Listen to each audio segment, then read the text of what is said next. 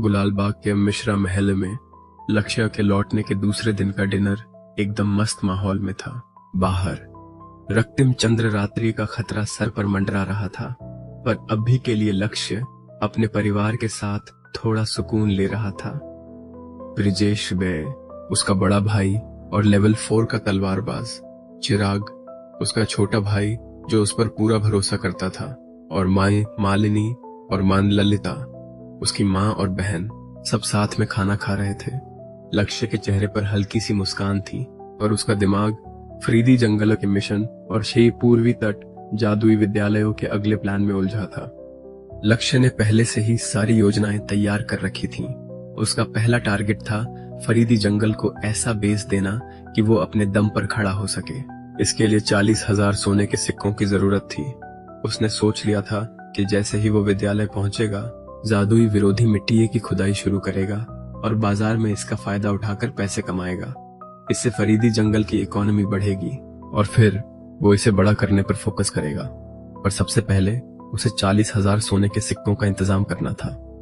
खाना खाने के बाद लक्ष्य अपने कमरे में अकेला चला गया। वहां उसने अपनी जादुई किताब प्रकाश पत्र खोली और इसके सीक्रेट्स में डूब गया।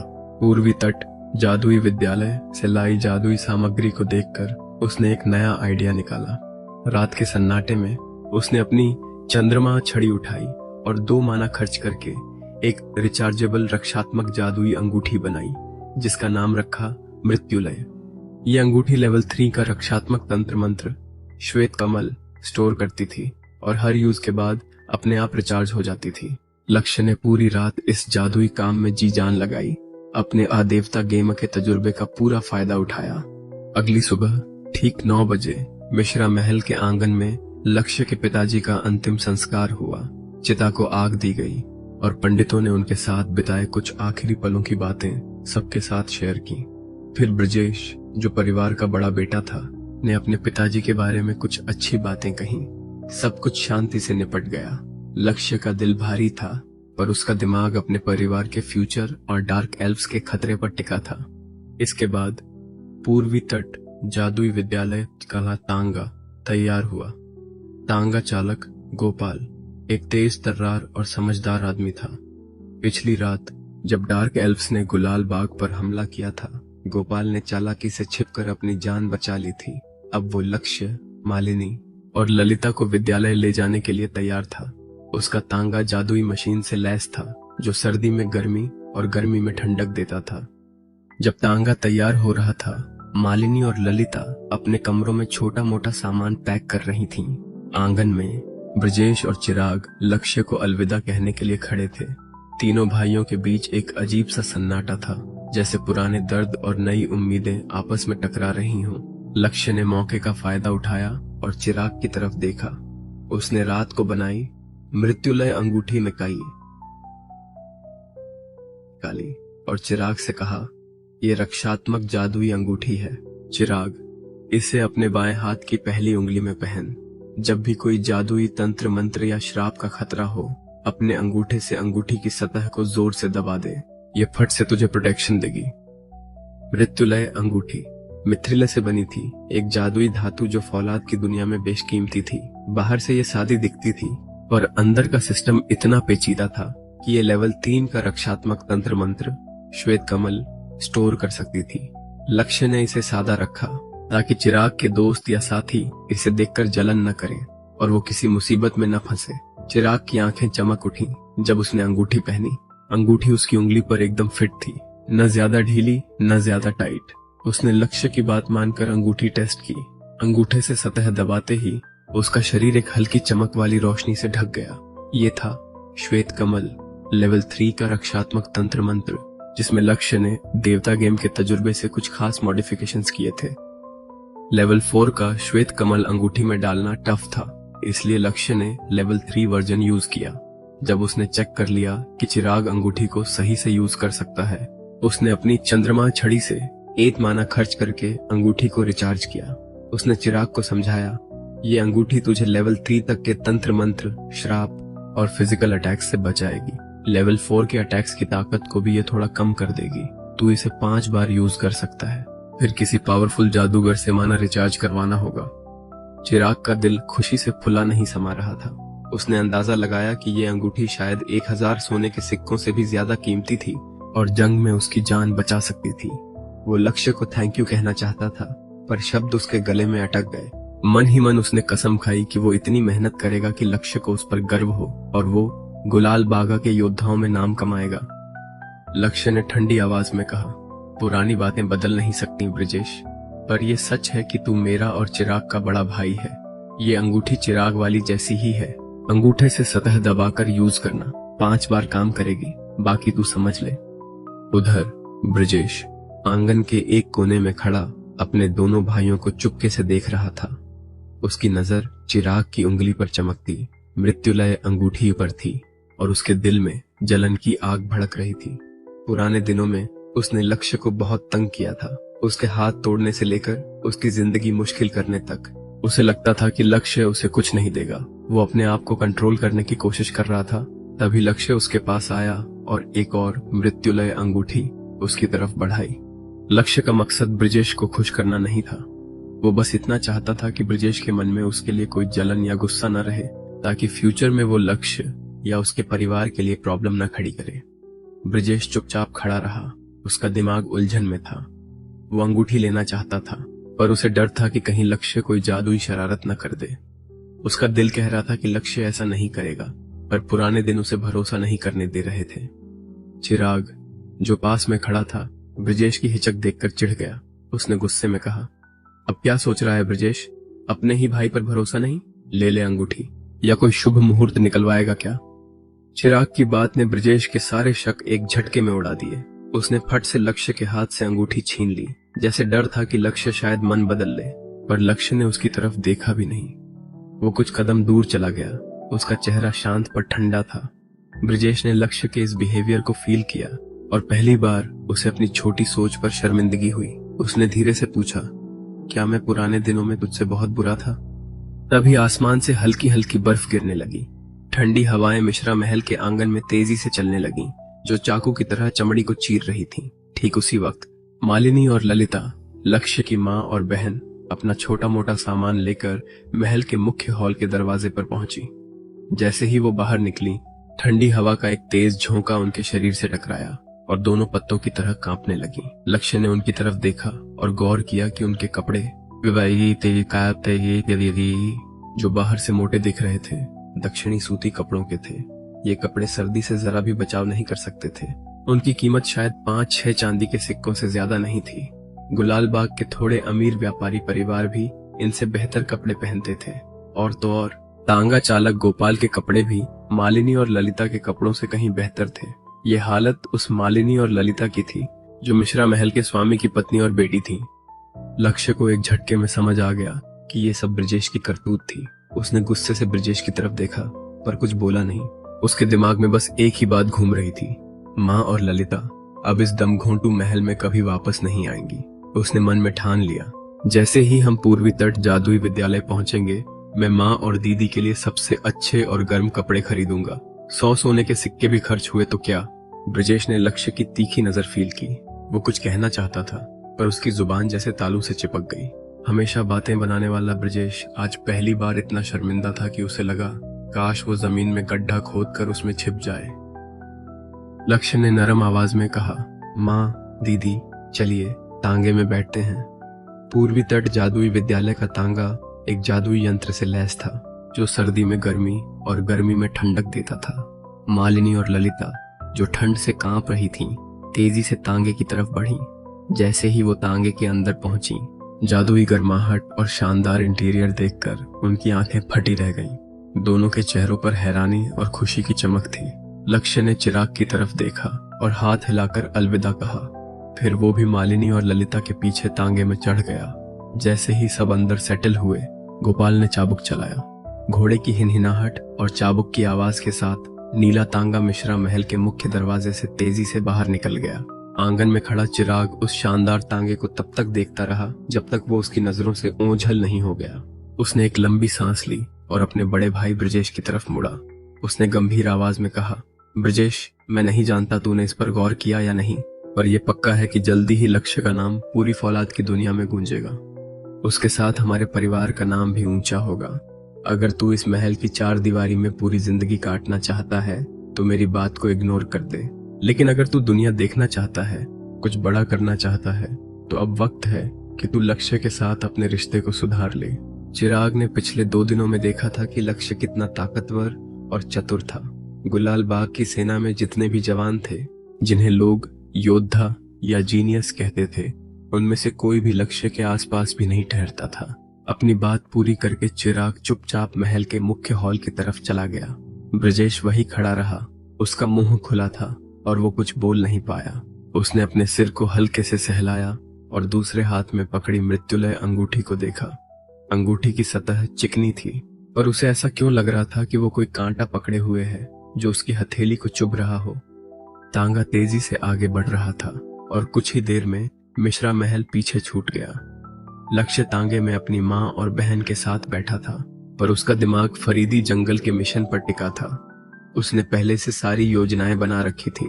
सबसे पहले उसे 40,000 सोने के सिक्कों का इंतजाम करना था ताकि फरीदी जंगल का बुनियादी ढांचा तैयार हो सके। फिर वो जादुई विरोधी मिट्टी की खुदाई शुरू करेगा, जिसे बाजार में बेचकर वो फरीदी जंगल की इकोनॉमी को बूस्ट करेगा। जैसे जैसे इकोनॉमी मजबूत होगी, वो क्षेत्र को बड़ा करने पर फोकस करेगा। लक्ष्य ने अपनी चंद्रमा छड़ी को हल्के से छुआ जो उसकी बगल में रखी थी। क्या ब्रजेश अपने अतीत के दर्द को पीछे छोड़कर लक्ष्य के साथ एक नया रिश्ता बना पाएगा? क्या लक्ष्य अपनी माँ मालिनी और बहन ललिता को पूर्वी तट जादुई विद्यालय ले जाकर अपने फरीदी जंगल के सपने को साकार करेगा?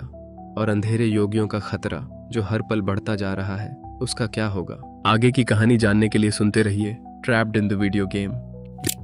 उसने मन में सोचा, पूर्वी तट जादुई विद्यालय पहुंचते ही मैं पैसे कमाने की शुरुआत करूंगा। मोह माया और मनोशांतम जैसे तंत्र मंत्र मेरे काम आएंगे। लक्ष्य के पास अभी 14 AUM पॉइंट्स और 21 माना थे और वो जानता था कि उसकी चतुराई और देवता गेम का तजुर्बा उसे कामयाबी तक ले जाएगा। पर उसका दिल अभी भी मालिनी और ललिता की हालत पर अटका था। वो उनकी हर जरूरत पूरी करना चाहता था ताकि उन्हें फिर कभी ऐसी ठंड या तकलीफ न झेलनी पड़े। उसने मन में ठान लिया, माँ और दीदी को अब वो जिंदगी मिलेगी जो वो डिजर्व करती हैं। क्या ब्रजेश चिराग की बात समझेगा और लक्ष्य के साथ अपने रिश्ते को सुधारेगा? क्या लक्ष्य अपनी माँ मालिनी और बहन ललिता को बेहतर जिंदगी दे पाएगा? क्या वो पूर्वी तट जादुई विद्यालय पहुंचकर फरीदी जंगल के मिशन को कामयाब करेगा? और डार्क एल्व्स के खतरे का क्या होगा जो गुलाल बाग पर मंडरा रहा है? आगे की कहानी जानने के लिए सुनते रहो trapped in the video game, सिर्फ और सिर्फ एको ओवरले पर। पूर्वी तट जादुई विद्यालय का नीला तांगा गुलाल बाग की पथरीली सड़कों पर तेजी से दौड़ रहा था। तांगे के अंदर लक्ष्य अपनी माँ मालिनी और बहन ललिता के साथ बैठा था। तांगे का जादुई यंत्र गर्माहट दे रहा था जो बाहर की कड़ाके की ठंड से बिल्कुल उलट थी। मालिनी और ललिता के चेहरों पर अब राहत और खुशी की चमक थी।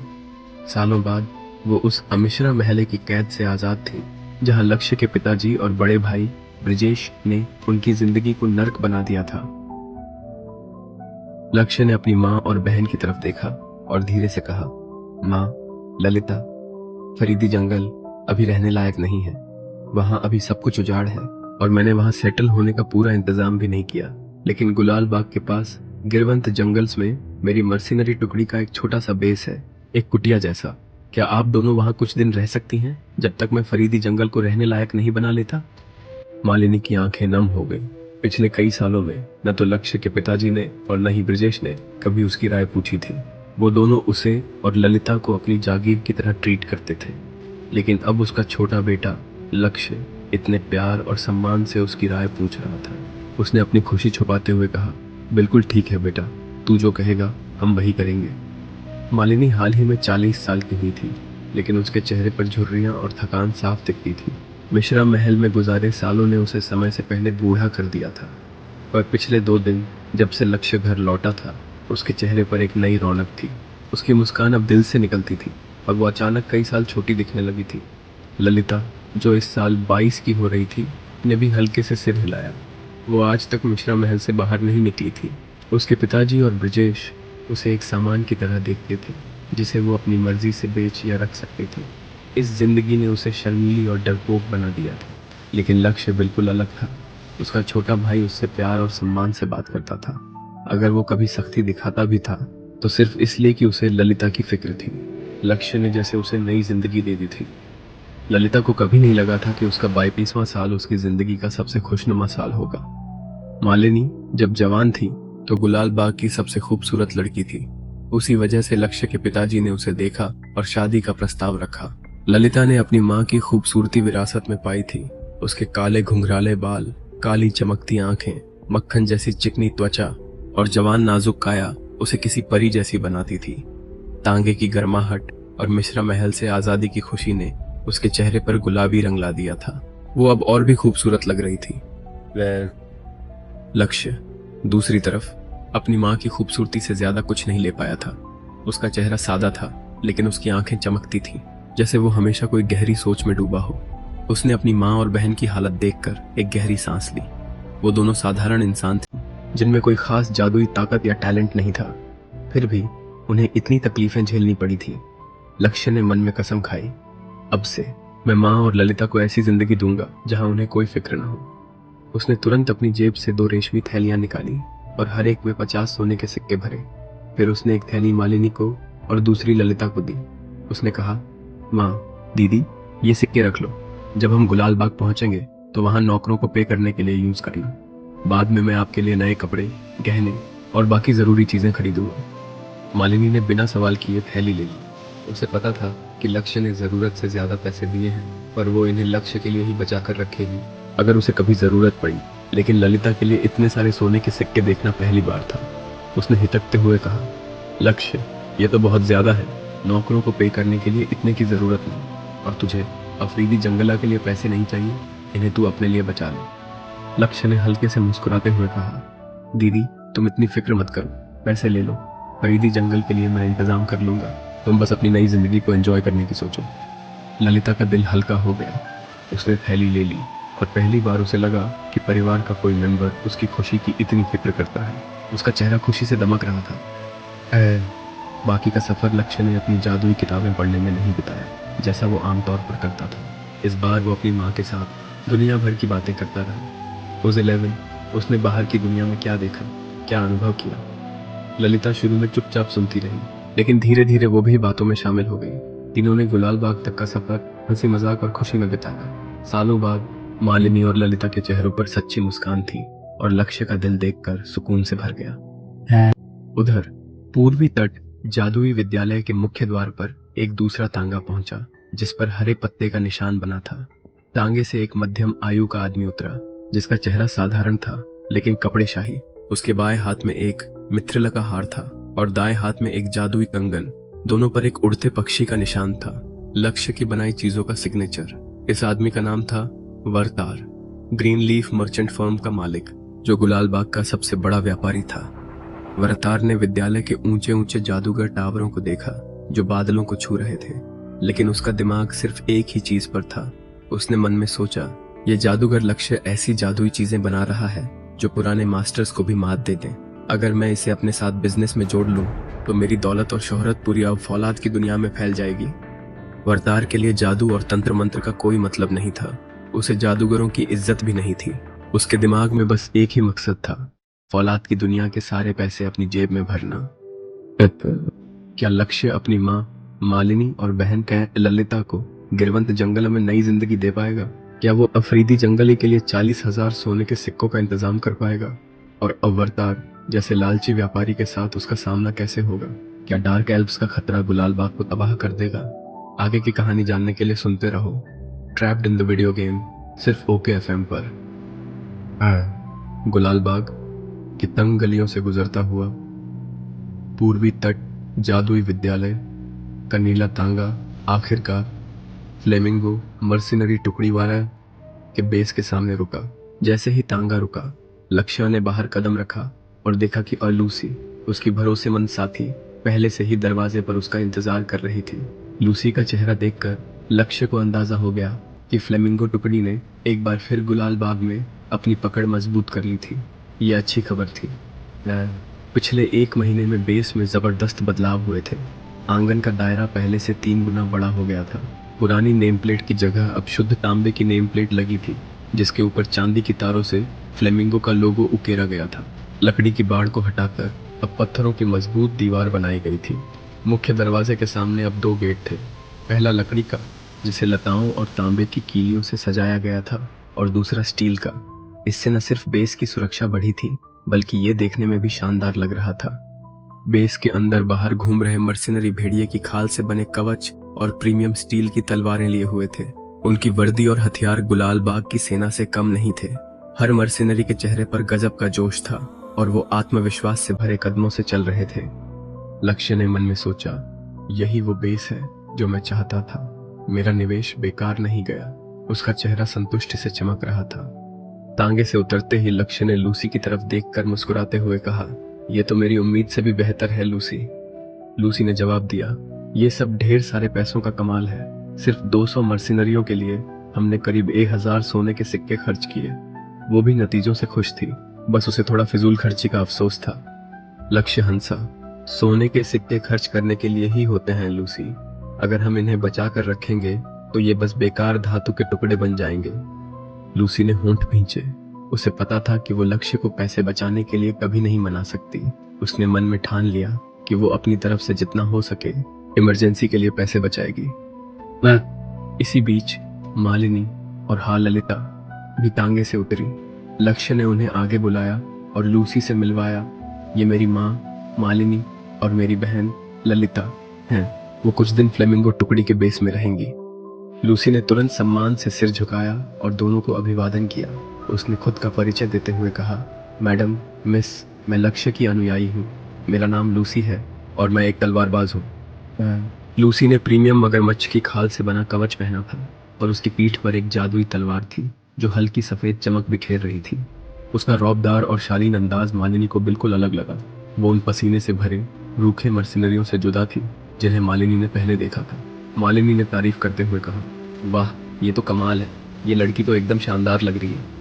लूसी को मालिनी की तारीफ थोड़ी अजीब लगी।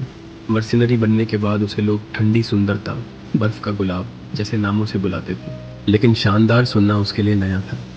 फिर भी चूंकि ये तारीफ लक्ष्य की माँ से आई थी, उसने अपना गुस्सा दबा लिया और हल्के से मुस्कुराया। ललिता, जो लूसी के रौबदार व्यक्तित्व से थोड़ा डर गई थी, चुपचाप लक्ष्य के पीछे खड़ी रही। उसे लग रहा था कि वो किसी विशालकाय योद्धा के सामने है जिसका रौब उसे दबा रहा था। वो बार बार लूसी को चोरी छिपे देख रही थी। ललिता के मन में लूसी के लिए जलन के साथ साथ इज्जत भी थी। लूसी आजाद थी, ताकतवर थी और सबसे बढ़कर वो लक्ष्य की सबसे भरोसेमंद सहडार्क एल्व्स थी। ललिता ने सोचा, मेरा भाई सच में बहुत आगे निकल गया है। उसके पास इतने सारे अनुयायी हैं और मैंने तो कुछ भी हासिल नहीं किया। मिश्रा महल में डर और दबाव में बीती जिंदगी ने उसे अपने आप पर शर्मिंदगी महसूस कराई। लक्ष्य ने मालिनी और ललिता को बेस के अंदर ले जाया। रास्ते में उसने लूसी को कुछ जरूरी हिदायतें दी। मुख्य हॉल में पहुंचते ही लक्ष्य ने लूसी को एक भारी थैली थमाई जिसमें 1000 सोने के सिक्के थे। उसने कहा, लूसी, ये पैसे माँ और ललिता के खर्चे के लिए हैं। इनका पूरा ख्याल रखना। लूसी ने थैली लेते हुए विश्वास दिलाया, मेरे मालिक, आप निश्चिंत रहें, मैं कोई गलती नहीं होने दूंगी। मैडम और मिस को सिर्फ सबसे अच्छा मिलेगा। लक्ष्य को लूसी की काबिलियत पर पूरा भरोसा था। उसने मालिनी और ललिता की तरफ मुड़कर कहा, माँ, दीदी, मैं आपसे बार बार मिलने आऊंगा। आप लोग यहाँ आराम से रहें। मालिनी और ललिता के चेहरों पर सुकून था। वो इस नए ठिकाने को देखकर थोड़ा घबराई हुई थी, लेकिन लक्ष्य की बातों ने उन्हें हिम्मत दी। लक्ष्य को लूसी की काबिलियत पर पूरा भरोसा था। उसने मालिनी और ललिता की तरफ मुड़कर कहा, माँ, दीदी, मैं आपसे बार बार मिलने आऊंगा। आप लोग यहाँ आराम से रहें। मालिनी और ललिता के चेहरों पर सुकून था। वे इस नए ठिकाने को देखकर थोड़ा घबराई हुई थी, लेकिन लक्ष्य की बातों ने उन्हें हिम्मत दी। लक्ष्य का चेहरा अब गंभीर हो गया। उसने लूसी से फरीदी जंगल के विकास के बारे में बात शुरू की। लूसी, राजा ने मुझे बैरन की उपाधि दी है। दक्षिण पूर्व में फरीदी जंगल अब मेरा क्षेत्र है। मैं इस क्षेत्र के विकास में संसाधन लगाने की योजना बना रहा हूं, लेकिन उससे पहले कुछ तैयारियां करनी होंगी। लूसी थोड़ा चौंकी, फिर उसके चेहरे पर उत्साह की चमक आ गई। लक्ष्य के आधिकारिक कुलीन बनने का मतलब था कि उसके अनुयायी के तौर पर उसे भी आधिकारिक महिला योद्धा बनने का मौका मिलेगा। योद्धा भी सामान्य मानकों में कुलीन माने जाते थे। लूसी एक ग्रामीण गांव में पैदा हुई थी और कुलीन बनना उसके लिए एक सपना था। उसे इस बात की राहत थी कि उसने लक्ष्य का साथ चुना था। लूसी को इस बात की चिंता नहीं थी कि फरीदी जंगल कितना उजाड़ और दूरस्थ है। चाहे जमीन की हालत कैसी भी हो, ये लक्ष्य का अपना क्षेत्र था। उन्हें बस इसे बनाने और विकसित करने में ज्यादा मेहनत करनी थी। उसने सोचा, हमने इस मर्सनरी टुकड़ी को भी खरोंच से बनाया था। लक्ष्य के साथ कुछ भी असंभव नहीं है। उसने तुरंत पूछा, मेरे मालिक, मुझे क्या करना होगा? लक्ष्य ने जवाब दिया, शुरुआती चरण बहुत साधारण होंगे। कुछ काबिल लोगों को भेजकर फरीदी जंगल का नक्शा बनवाओ। मुझे वहां मौजूद किसी भी अपराधी, डाकू या अन्य ताकतों की जानकारी चाहिए। मेरा मकसद ये सुनिश्चित करना है कि आम लोग रात में सड़कों पर बिना डर के चल सके। उन्हें हमले का कोई खौफ नहीं होना चाहिए। कोई समस्या नहीं, लूसी ने विश्वास दिलाया। नक्शा बनाने में ज्यादा से ज्यादा 1 महीना लगेगा। यह काम मर्सनरियों के लिए सबसे आसान था। लक्ष्य ने अपनी चंद्रमा छड़ी को हल्के से छुआ जो उसकी बगल में रखी थी। उसका दिमाग अब फरीदी जंगल के भविष्य पर केंद्रित था। उसने पहले से ही योजनाएं बना रखी थी। सबसे पहले 40,000 सोने के सिक्कों का इंतजाम करना, फिर जादुई विरोधी मिट्टी की खुदाई शुरू करना और उसे बाजार में बेचकर फरीदी जंगल की अर्थव्यवस्था को मजबूत करना। जैसे जैसे ये सब होगा, वो जंगल को और बड़ा करने पर ध्यान देगा। लेकिन उसका दिल अभी भी मालिनी और ललिता की हालत पर अटका था। वो चाहता था कि उनकी हर जरूरत पूरी हो, ताकि उन्हें फिर कभी ऐसी ठंड या तकलीफ न झेलनी पड़े। उसने मन में ठान लिया कि माँ और दीदी को अब वो जिंदगी मिलेगी जो वे हकदार हैं। लक्ष्य ने लूसी को और हिदायतें दी। लूसी, फरीदी जंगल में अभी बुनियादी ढांचा तैयार करना होगा। मैं चाहता हूं कि वहां पानी, सड़कें और रहने की जगह का इंतजाम हो। इसके लिए हमें और सोने के सिक्कों की जरूरत पड़ेगी। मैं जल्द ही पूर्वी तट जादुई विद्यालय से जादुई सामग्री लाऊंगा, जिसे बेचकर हम पैसे जुटा सकते हैं। लूसी ने सिर हिलाया। मैं अपने सबसे भरोसेमंद लोगों को इस काम पर लगा दूंगी। आप बस अपनी योजनाएं बताएं और हम उसे हकीकत में बदल देंगे। लक्ष्य ने एक गहरी सांस ली। उसे लूसी की काबिलियत पर पूरा भरोसा था, लेकिन वो जानता था कि डार्क एल्व्स का खतरा अभी भी मंडरा रहा था। उसने सोचा, अगर मैं फरीदी जंगल को एक मजबूत बेस बना सकूं, तो न सिर्फ मां और ललिता सुरक्षित रहेंगी, बल्कि गुलालबाग भी डार्क एल्व्स के हमलों से बचेगा। उसने अपनी जादुई किताब प्रकाश पत्र को याद किया, जिसमें उसने कई नए तंत्र मंत्र लिखे थे। उसने मन में ठान लिया कि वो जल्द ही एक और जादुई रक्षात्मक उपकरण बनाएगा, जो फ्लेमिंगो टुकड़ी को और ताकतवर बनाएगा। उधर मालिनी और ललिता बेस के अंदर एक छोटे से कमरे में ठहरी थी। कमरा सादा था, लेकिन जादुई यंत्रों की वजह से गर्म और आरामदायक था। मालिनी ने अपने सामान को एक कोने में रखा और ललिता की तरफ देखा। बेटी, लक्ष्य ने हमारे लिए इतना कुछ किया है, अब हमें भी उसका साथ देना होगा। ललिता ने हल्के से सिर हिलाया। उसने पहली बार महसूस किया कि वो अपने भाई के सपनों का हिस्सा बन सकती है।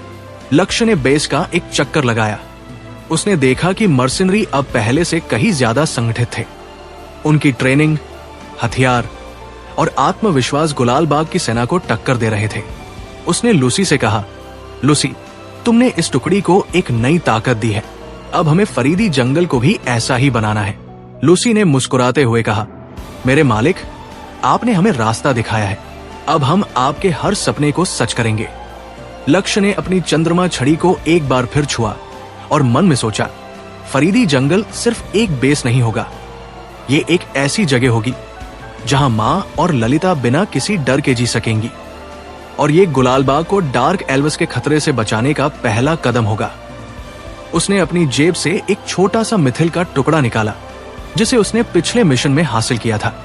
उसने सोचा कि वो इससे एक नया जादुई उपकरण बनाएगा, जो फ्लेमिंगो टुकड़ी को और मजबूत करेगा। लक्ष्य ने सिर हिलाया। ये बहुत अच्छा रहेगा। नक्शा बनने के बाद इलाके से डाकुओं को खदेड़ना शुरू कर देना। तुम जाकर गिल्डन और बाकी लोगों को फ्लेमिंगो मर्सिनरी टुकड़ी की ट्रेनिंग की तीव्रता बढ़ानी होगी। लूसी का दिल जोर जोर से धड़क रहा था। उसने लक्ष्य के इस मिशन का असली मतलब समझ लिया था।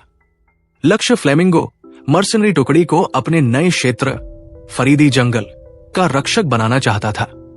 अगर वे कामयाब रहे तो उनकी टुकड़ी आधिकारिक तौर पर मान्यता प्राप्त होगी और वो खुद इसकी जनरल बनेगी। उसकी आंखें उत्साह से चमक रही थी। लूसी ने सीधा खड़े होकर दृढ़ स्वर में कहा, मेरे मालिक, फ्लेमिंगो मर्सनरी टुकड़ी आपके हाथ की तलवार होगी। हम आपको कभी निराश नहीं करेंगे। लक्ष्य ने सिर हिलाया और बोला, ठीक है, मुझे कुछ जरूरी काम निपटाने हैं और मुझे तुरंत पूर्वी तट जादुई विद्यालय के लिए निकलना होगा। उसने अपने सारे काम निपटा लिए थे। उसने अपनी मां मालिनी और बहन ललिता को विदा कहा और मर्सनरी बेस से बाहर निकल गया। मालिनी, ललिता और लूसी ने उसे विदा करने के लिए बेस के प्रवेश द्वार तक साथ दिया और देखा कि वो नीले जादुई तांगे में चढ़ रहा है। गोपाल ने घोड़ों को हल्का सा कोड़ा मारा और तांगा धीरे धीरे पूर्वी तट जादुई विद्यालय की ओर बढ़ चला। लूसी खड़ी रही, उस तांगे को तब तक देखती रही जब तक वो उसकी नजरों से ओझल नहीं हो गया। उसने मन में सोचा, मेरे मालिक दिन ब दिन और व्यस्त होते जा रहे हैं, वे हमेशा जल्दी में रहते हैं। फिर उसकी नजर मालिनी और ललिता पर पड़ी और उसका मन तुरंत हल्का हो गया। लक्ष्य ने अपनी मां और बहन को उसकी जिम्मेदारी में छोड़ा था, जो ये दिखाता था कि उसे लूसी पर पूरा भरोसा है। साथ ही इसका मतलब था कि लक्ष्य अब बार बार बेस पर लौटेगा। लूसी ने नरम स्वर में कहा, मैडम, मिस, कृपया मेरे साथ चले। वर्तार हरेरा के जादूगर टावर के प्रवेश द्वार पर पहुंच चुका था। ये उसका पहला मौका नहीं था जब वो जादुई विद्यालय में आया था, लेकिन इस बार वो सबसे ज्यादा घबराया हुआ था। दरवाजा खटखटाने से पहले वो अपने मन में सवालों के भंवर में फंस गया। क्या कोई और व्यापारी पहले ही लक्ष्य से मिल चुका होगा? अगर उसने मना कर दिया तो मैं क्या करूंगा? अगर उसने कोई बेतुकी शर्त रख दी तो? वो आमतौर पर शांत और संयमित रहता था, लेकिन इस यात्रा की कामयाबी उसके लिए बहुत मायने रखती थी। लक्ष्य की जादुई कारीगरी इतनी शानदार थी कि उसे शब्दों में बयां करना मुश्किल था। वो एक सच्चा जादुई कारीगर था, खासकर उन दूसरे कारीगरों की तुलना में जो अपनी शोहरत सिर्फ बाजार की चालों से हासिल करते थे। इसके अलावा गुलालबाग के बाजार में हाल ही में उच्च गुणवत्ता वाले जादुई उपकरणों और जटिल जादुई स्क्रॉल की बाढ़ आ गई थी। इन सब पर एक खास जादुई निशान था, लक्ष्य का निशान। वर्तार ने इन बातों से महत्वपूर्ण जानकारी जुटाई थी। ये युवा जादूगर अपनी चरम सीमा पर था और साथ ही उसे पैसे की सख्त जरूरत थी। इसका मतलब था कि वो अभी भी ढेर सारे जादुई उपकरण बनाकर बेचेगा। अगर वर्तार लक्ष्य के साथ सौदा कर पाया तो उसकी ग्रीन लीफ मर्चेंट फर्म को जबरदस्त फायदा होगा। उसका नाम न सिर्फ गुलालबाग में बल्कि फौलाद की दुनिया के बाहर तक फैल जाएगा। शायद वो दक्षिणी मुक्त व्यापार गठबंधन के व्यापारियों के लिए भी खतरा बन जाए। इतने बड़े मौके के सामने वो स्वाभाविक रूप से घबराया हुआ था। प्रवेश द्वार पर 3 मिनट तक घबराहट में खड़े रहने के बाद उसने एक गहरी सांस ली और धीरे से टावर के दरवाजे पर दस्तक दी। उसने सुनिश्चित किया कि आवाज हल्की हो। वो जानता था कि जादूगरों के शिष्य अहंकारी होते हैं और उन्हें डिस्टर्ब करना पसंद नहीं।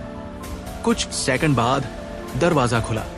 एक सुंदर और चुलबुली छोटी लड़की दरवाजे के पीछे खड़ी थी और उसे उत्सुकता से देख रही थी। उसने पूछा, आप कौन हैं?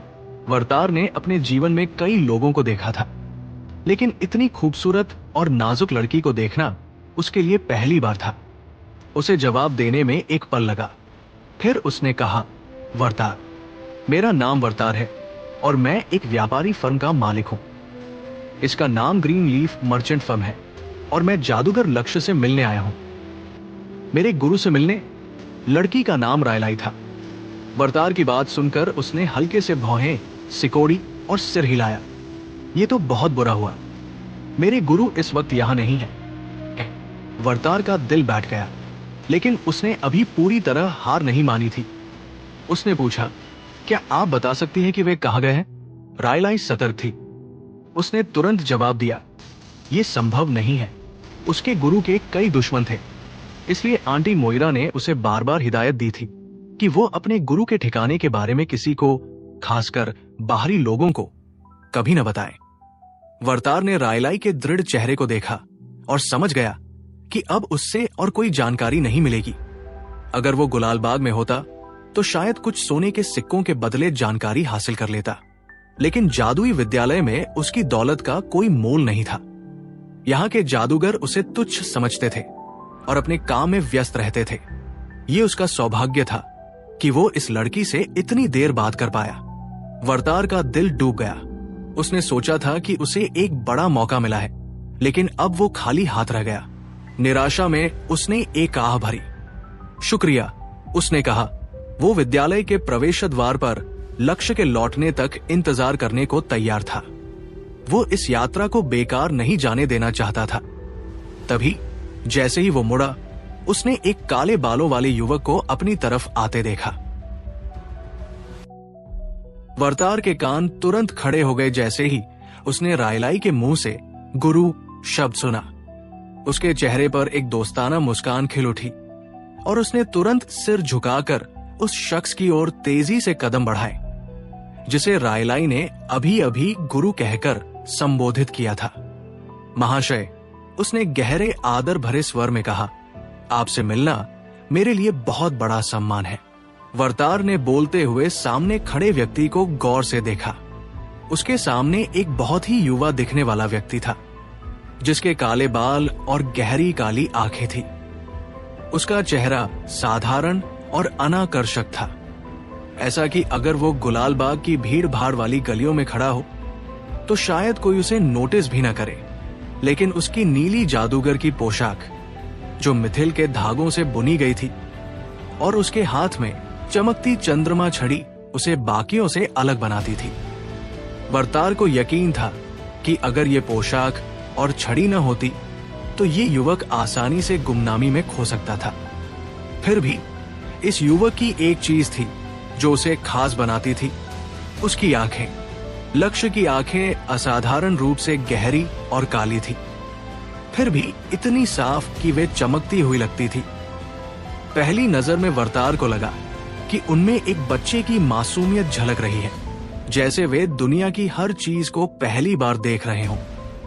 लेकिन जब उसने थोड़ा और गौर किया तो उसे एहसास हुआ कि ये आंखें रात के आकाश की तरह गहरी और रहस्यमयी थी।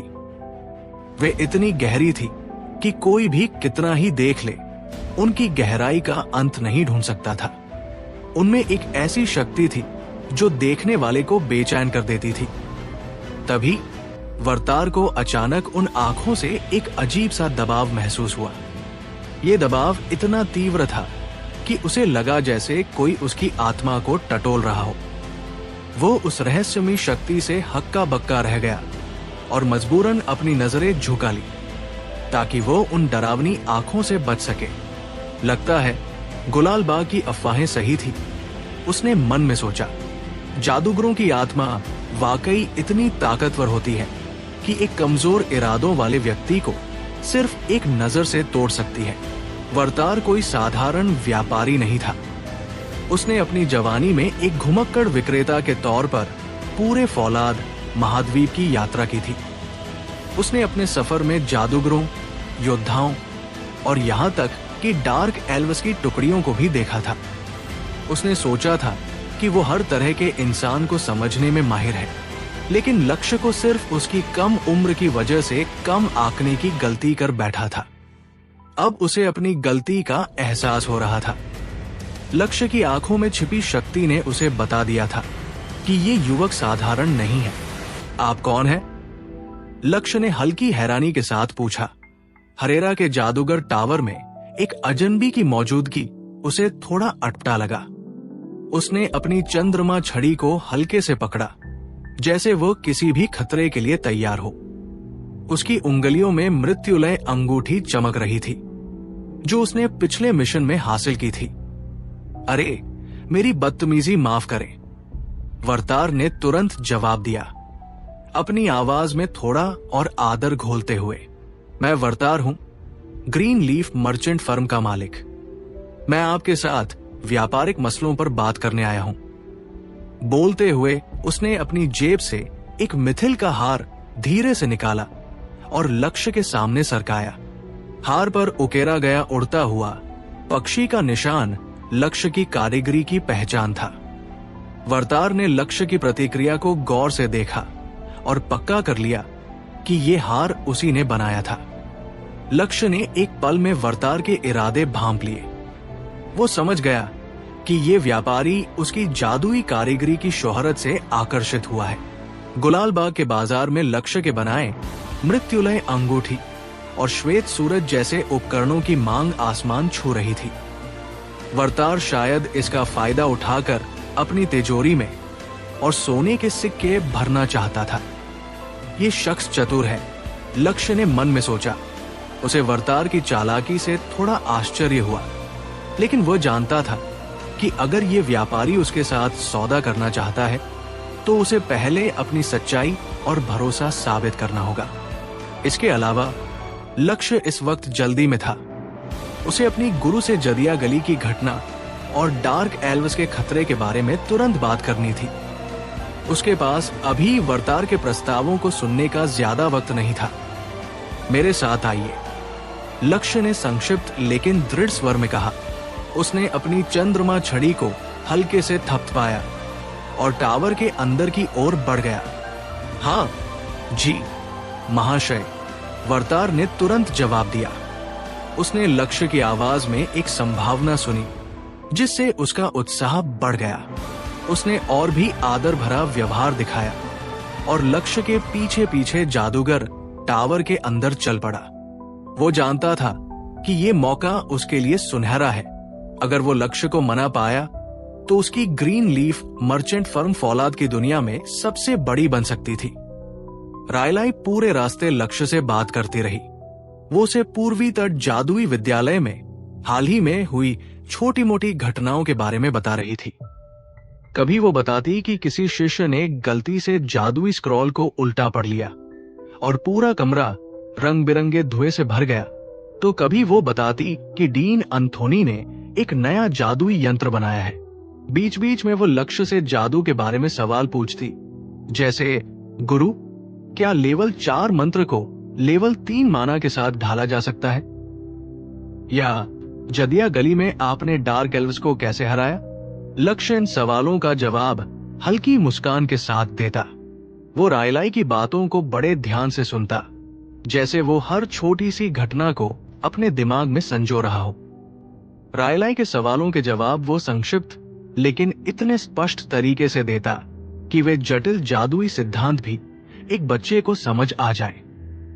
रायलाई उसकी बातों को चमकती आंखों के साथ सुनती और उसके चेहरे पर अपने गुरु के लिए असीम सम्मान झलकता। वो कभी कभी अपनी छोटी सी जादुई छड़ी निकालकर हवा में छोटे छोटे तारे बनाती, जैसे वो लक्ष्य की तारीफ का जवाब अपने जादू से दे रही हो।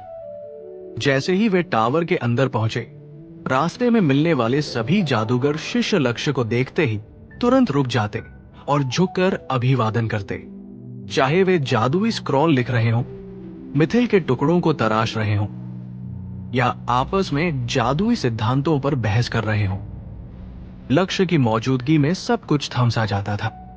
उनके चेहरों पर एक अनोखा सम्मान और थोड़ा सा भय मिश्रित भाव था, जो पहले कभी इतना स्पष्ट नहीं दिखा था। वर्तार ने इस दृश्य को गौर से देखा। उसे समझ नहीं आ रहा था कि ये बदलाव क्यों आया है। क्या लक्ष्य ने कोई नया जादुई यंत्र बनाया है या उसने कोई बड़ा मिशन पूरा किया है? उसने रायलाई की ओर देखा, जो अभी भी लक्ष्य से बात करने में मगन थी। तभी रायलाई ने उसकी जिज्ञासा को भांप लिया और बिना पूछे जवाब दे दिया। गुरु, सभी ने जदिया गली की घटना के बारे में सुना है, उसने उत्साह से कहा। आपने उच्च एल्फ राजकुमार की जान बचाई और 3 डार्क एल्व्स को हराया। विद्यालय के सभी जादूगर आपसे प्रभावित हैं। डीन अंथोनी ने तो सभागार में आपकी तारीफ में पूरा भाषण दे दिया। वर्तार की आंखें आश्चर्य से फैल गई। उसने जदिया गली की घटना के बारे में गुलाल बाग के बाजारों में अफवाहें सुनी थी, लेकिन उसे नहीं पता था कि ये लक्ष्य की करतूत थी। 2 दिन पहले राजा के विशेष दूतों ने पूर्वी तट जादुई विद्यालय में लक्ष्य के लिए पुरस्कार और उसकी उपलब्धियों की सार्वजनिक घोषणा की थी। गुलाल बाग की सड़कों पर लोग इस बात की चर्चा कर रहे थे कि एक युवा जादूगर ने सिल्वर मून के 3 मस्कीटियर्स, काले जंगल के सबसे खतरनाक डार्क एल्व्स को हराया है। लेकिन वरतार को नहीं पता था कि वो जादूगर लक्ष्य ही था। 3 डार्क एल्व्स, एक लेवल 5 योद्धा, एक लेवल 4 जादूगर और एक लेवल 4 हत्यारा सिल्वर मून के 3 मस्केटियर्स के नाम से कुख्यात थे। वे डार्क एल्व्स की युवा पीढ़ी के नेता थे, जिनकी ताकत पूरे फौलाद महाद्वीप में डर का सबब थी। उनकी तलवारें जादुई थी और उनकी चालाकी ने कई योद्धाओं और जादूगरों को धूल चटाई थी।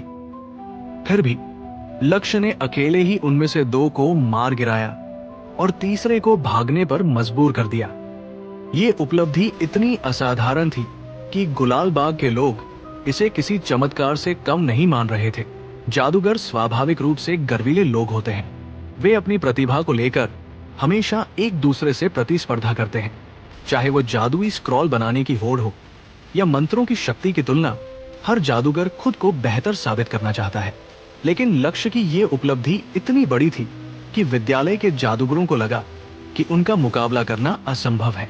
लक्ष्य की उम्र के जादूगर अभी भी इस बात पर बहस कर रहे थे कि किसके जादुई स्क्रॉल में ज्यादा ताकत है या कौन एक दिन में ज्यादा स्क्रॉल बना सकता है।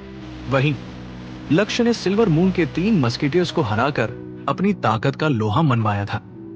राजा लियोन ने स्वयं उसे सम्मानित किया था और डीन अंथोनी ने विद्यालय के सभागार में उसकी तारीफ में कहा था कि वो फौलाद महाद्वीप के सबसे होनहार जादूगरों में से एक है। ऐसे व्यक्ति का सम्मान न करना कैसे संभव था? हरेरा के जादूगर टावर के बाहर के जादूगर लक्ष्य के प्रति अपने सम्मान को थोड़ा संयमित रखते थे। वे उसे जानते थे, लेकिन उनकी मुलाकातें औपचारिक थी। लेकिन टावर के अंदर, जहां लक्ष्य ने अपने शुरुआती दिन बिताए थे, सभी शिष्य उसे अपने परिवार की तरह मानते थे। वे गर्व महसूस करते थे कि उनके अपने टावर से एक ऐसी महान हस्ती उभरी है। उनका सम्मान इतना गहरा था कि वो लगभग भक्ति जैसा लगता था। कुछ शिष्य तो लक्ष्य को देखकर इतने उत्साहित हो जाते कि वे अपनी जादुई किताबें या स्क्रॉल छोड़कर उसे अभिवादन करने दौड़ पड़ते। वरतार ने इस दृश्य को देखकर मन ही मन हिसाब लगाया। ये युवक इतनी कम उम्र में इतना सम्मान और प्रसिद्धि हासिल कर चुका है।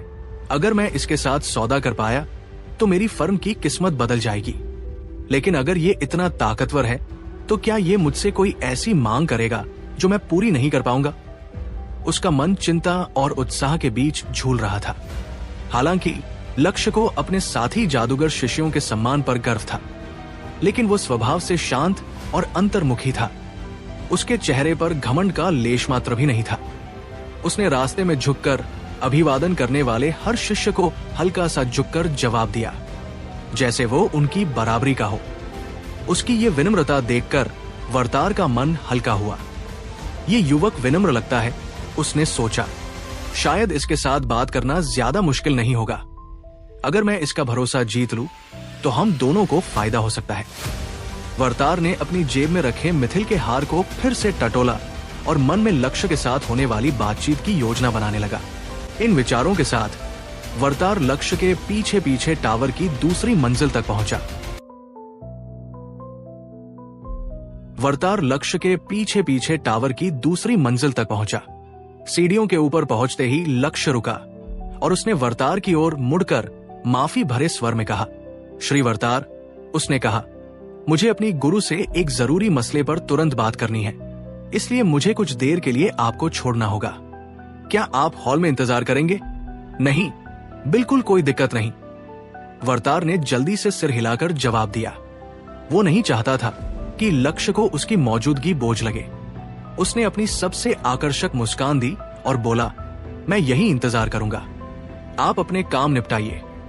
रायलाई, कृपया श्री वरतार का ख्याल रखना, लक्ष्य ने कहा।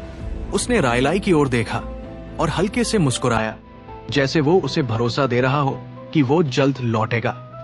मेरे ऊपर छोड़ दीजिए गुरु, रायलाई ने चहकते हुए जवाब दिया। फिर वो वरतार की ओर मुड़ी और मुस्कुराते हुए बोली, इधर चलिए महोदय, आपको टावर का एक खास पेय जरूर आजमाना चाहिए। इसका नाम है जीवंत बुलबुले और ये कमाल का है। मुझे यकीन है आपको बहुत पसंद आएगा। हाँ, मैं जरूर आजमाऊंगा। शुक्रिया, वरतार ने थोड़ा हिचकिचाते हुए जवाब दिया। उसे इस छोटी लड़की की बात ठुकराने का मन नहीं था, लेकिन जीवंत बुलबुले नाम सुनकर उसे थोड़ा संदेह हुआ। फिर भी उसने सोचा कि अगर वो लक्ष्य का भरोसा जीतना चाहता है तो उसकी शिष्या के साथ अच्छा व्यवहार करना जरूरी है। रायलाई ने वर्तार को हॉल में एक आरामदायक कुर्सी की ओर इशारा किया। हॉल की दीवारें जादुई प्रतीकों से सजी थी, जो हल्की नीली रोशनी बिखेर रही थी। बीच में एक लकड़ी की मेज थी, जिस पर कुछ जादुई किताबें, मिथिल के छोटे छोटे टुकड़े और एक चमकता हुआ क्रिस्टल रखा था। हॉल की खिड़कियों से गुलालबाग की चहल पहल दिखाई दे रही थी। बाजार की रंग बिरंगी दुकानें, जादुई तांगों की आवाजाही और दूर क्षितिज पर मिश्रा महल की ऊंची मीनारें। रायलाई ने एक चांदी का गिलास उठाया और उसमें जीवंत बुलबुले नाम का पेय डाला। पेय हल्का हरा था और उसमें छोटे छोटे बुलबुले ऊपर की ओर तैर रहे थे, जैसे वे जिंदा हों। हर बुलबुला फटने पर एक हल्की सी चमक छोड़ता, जो हवा में कुछ पल तक टिमटिमाती रहती। रायलाई ने गिलास वर्तार की ओर बढ़ाया और बोली, लीजिए महोदय, ये पेय विद्यालय में बहुत मशहूर है। इसे पीने से आपकी थकान छूमंतर हो जाएगी। वर्तार ने गिलास को संदेह भरी नजरों से देखा। उसने अपने व्यापारी जीवन में कई अजीब चीजें देखी थी, लेकिन ये पेय कुछ ज्यादा ही अनोखा लग रहा था। फिर भी रायलाई की मासूम मुस्कान और उत्साह देखकर उसने उसे पीने का फैसला किया। जैसे ही उसने पहला घूंट लिया, उसके चेहरे पर आश्चर्य के भाव उभरे। पेय में ताजा पुदीने, नींबू की हल्की खटास और जादुई जड़ी बूटियों का स्वाद था। ये इतना ताजगी भरा था कि उसकी सारी थकान पल में गायब हो गई। ये वाकई कमाल का है, वर्तार ने तारीफ भरे अंदाज में कहा। क्या ये तुम्हारे गुरु ने बनाया है? रायलाई हंस पड़ी। नहीं महोदय, ये विद्यालय की रसोई में बनता है, लेकिन गुरु ने एक बार इसकी रेसिपी को और बेहतर किया था, इसलिए अब ये पहले से ज्यादा स्वादिष्ट है। उसने अपनी छोटी सी जादुई छड़ी निकाली और हवा में एक छोटा सा नीला तारा बनाया, जो कुछ सेकंड तक चमकता रहा। देखा, ये गुरु ने मुझे सिखाया है। वर्तार ने तारीफ भरे अंदाज में सिर हिलाया। उसे रायलाई का चुलबुलापन और उसकी मासूमियत पसंद आ रही थी, लेकिन उसका दिमाग अभी भी लक्ष्य के साथ होने वाली बातचीत पर अटका था। उसे डर था कि लक्ष्य उसकी पेशकश को ठुकरा देगा। वो जानता था कि लक्ष्य जैसे जादूगर के पास कई व्यापारी पहले भी आए होंगे। फिर भी उसने मन में ठान लिया कि वो अपनी पूरी कोशिश करेगा। तुम्हारे गुरु बहुत व्यस्त रहते हैं, है ना? वर्तार ने रायलाई से पूछा, ताकि वो लक्ष्य के बारे में और जानकारी जुटा सके। हाँ, बहुत, रायलाई ने उत्साह से कहा। गुरु हमेशा जादुई स्क्रॉल लिखते हैं, नए मंत्र बनाते हैं, या फिर विद्यालय के मिशनों पर जाते हैं। जदिया गली की घटना के बाद तो वे और भी व्यस्त हो गए हैं, लेकिन वे हमेशा मेरे सवालों के लिए वक्त निकाल लेते हैं। वर्तार ने सिर हिलाया। उसे लक्ष्य की मेहनत और समर्पण की झलक मिल रही थी। उसने सोचा, अगर ये जादूगर इतना मेहनती है तो मेरे लिए और भी जरूरी है कि मैं इसका भरोसा जीत लूं। हॉल में बैठे बैठे वर्तार का मन बेचैन हो रहा था। वो बार बार अपनी जेब में रखे मिथिल के हार को टटोलता और लक्ष्य के साथ होने वाली बातचीत की योजना बनाता। उसने गुलालबाग के बाजार में लक्ष्य के उपकरणों की मांग देखी थी। मृत्युलय अंगूठी, जो लेवल 3 तक के जादुई हमलों को रोक सकती थी, बाजार में 50 सोने के सिक्कों में बिक रही थी। श्वेत सूरज, एक जादुई लटकन जो रात में रोशनी देता था, 30 सोने के सिक्कों में बिकता था। अगर वो लक्ष्य के साथ सौदा कर पाया तो वो इन उपकरणों को सीधे बाजार में बेचकर लाखों सिक्के कमा सकता था। लेकिन वर्तार को यह भी पता था कि लक्ष्य जैसे जादूगर आसानी से नहीं मानते। उसने सुना था कि लक्ष्य ने कई व्यापारियों के प्रस्ताव ठुकरा दिए थे, क्योंकि वो नहीं चाहता था कि उसके उपकरण गलत हाथों में पड़े। वर्तार ने सोचा, मुझे इसे सिर्फ पैसे का लालच नहीं दिखाना होगा, मुझे इसे ये यकीन दिलाना होगा कि मेरी फर्म उसके उपकरणों को सही लोगों तक पहुंचाएगी। रायलाई अभी भी वर्तार से बात कर रही थी। उसने गुलालबाग के बाजारों की कहानियां सुनानी शुरू कर दी थी। महोदय, मैंने सुना है कि गुलालबाग में एक दुकान है जहां जादुई तलवारें बिकती है। क्या यह सच है? उसने उत्सुकता से पूछा। वर्तार हंस पड़ा। हाँ, बिल्कुल। वो दुकान चमकती धार के नाम से मशहूर है। वहां मिथिल की तलवारें और जादुई ढाल बिकते हैं। लेकिन तुम्हारे गुरु के उपकरणों की बात ही अलग है। रायलाई का चेहरा गर्व से चमक उठा। ये तो होना ही था। मेरे गुरु की कारीगरी का कोई मुकाबला नहीं। उसने एक और नीला तारा बनाया और हवा में उछाला, जो हल्की सी चमक के साथ गायब हो गया। वर्तार ने रायलाई की मासूमियत और उत्साह को देखकर सोचा कि अगर वो लक्ष्य का भरोसा जीतना चाहता है तो उसे रायलाई जैसे लोगों के साथ भी अच्छा व्यवहार करना होगा। उसने मन में ठान लिया कि वो लक्ष्य के साथ सौदा करने के लिए अपनी पूरी चतुराई और ईमानदारी का इस्तेमाल करेगा। इस बीच लक्ष्य पहले ही सीढ़ियां चढ़कर टावर की सबसे ऊपरी मंजिल की ओर बढ़ रहा था। जब वो तीसरी मंजिल से गुजरा तो उसे तत्व पूल के इस्तेमाल की हल्की सी गूंज सुनाई दी। पूल से निकलने वाली जादुई ऊर्जा की लहरें हवा में तैर रही थी और लक्ष्य को तुरंत समझ आ गया कि ये जरूर उसका दोस्त एलियार होगा, जो हमेशा की तरह मेहनत में जुटा होगा। लक्ष्य ने मन में सोचा, एलियार की मेहनत एक दिन उसे फौलाद महाद्वीप का सबसे बड़ा जादूगर बनाएगी। उसने अपनी चंद्रमा छड़ी को हल्के से थपथपाया और सीढ़ियां चढ़ता रहा। जैसे ही वो चौथी मंजिल पर पहुंचा, लक्ष्य ने अपनी चंद्रमा छड़ी निकाली और मोइरा के कमरे के दरवाजे पर उकेरे गए जादुई रनों को सक्रिय किया। रनों ने नीली चमक बिखेरी और कुछ ही सेकंड में दरवाजा धीरे से खुल गया। लक्ष्य को आज किस्मत का साथ मिला था, क्योंकि आमतौर पर मोइरा के कमरे का दरवाजा इतनी जल्दी नहीं खुलता था। लेकिन जैसे ही वो अंदर दाखिल हुआ, उसे बैठक कक्ष से दो लोगों की बातचीत की आवाजें सुनाई दी। ये सुनकर उसकी जिज्ञासा जाग उठी। उसे उम्मीद नहीं थी कि मोइरा के पास इस वक्त कोई मेहमान होगा। उसने अपने कदमों को थोड़ा तेज किया और बैठक कक्ष की ओर बढ़ गया। जैसे ही वो दरवाजे और बैठक कक्ष के बीच की दीवार को पार कर अंदर पहुंचा, लक्ष्य की नजर सामने बैठे दो लोगों पर पड़ी, या यूं कहें एक इंसान और एक युवा बौनी लड़की पर। बौनी लड़की की पोशाक से साफ था कि वो भी एक जादूगर थी। उसकी हरे रंग की जादुई पोशाक पर मिथिल के धागों से बने प्रतीक चमक रहे थे और उसकी कमर पर एक छोटी सी जादुई छड़ी लटक रही थी। लक्ष्य ने तुरंत अपनी सारी एकाग्रता दोनों के माना ऊर्जा को महसूस करने में लगा दी। कुछ ही सेकंड में उसे सब कुछ साफ हो गया। उसकी गुरु मोइरा लेवल 6 की शुरुआती अवस्था में थी, जो पहले से ही एक बड़ी उपलब्धि थी। लेकिन वो बौनी लड़की, उसकी माना ऊर्जा इतनी तीव्र थी कि वो लेवल 6 की चरम सीमा पर थी और जल्द ही लेवल 7 में प्रवेश करने वाली थी। इसका मतलब था कि वो मोइरा से भी ज्यादा ताकतवर थी। ये जानकर लक्ष्य स्तब्ध रह गया। उसके दिमाग में सवालों का तूफान उठने लगा। ये क्या हो रहा है? क्या फौलाद महाद्वीप में इतने प्रतिभाशाली युवा जादूगर भरे पड़े हैं कि वे कहीं भी मिल जाते हैं? ये बौनी लड़की ज्यादा से ज्यादा 18 या 19 साल की होगी। इतनी कम उम्र में इतनी ताकतवर माना ऊर्जा कैसे संभव है? उसने अपनी मृत्युलय अंगूठी को उंगली में घुमाया, जैसे वो अपनी बेचैनी को शांत करने की कोशिश कर रहा हो। कमरे में मौजूद दोनों लोग लक्ष्य के कदमों की आहट सुनते ही उसकी ओर मुड़ गए। देखो, जिसकी बात हो रही थी वही आ गया, मोइरा ने हल्की मुस्कान के साथ कहा। उनके चेहरे पर जरा भी आश्चर्य नहीं था, जैसे उन्हें पहले से पता था कि लक्ष्य ठीक इसी वक्त आएगा।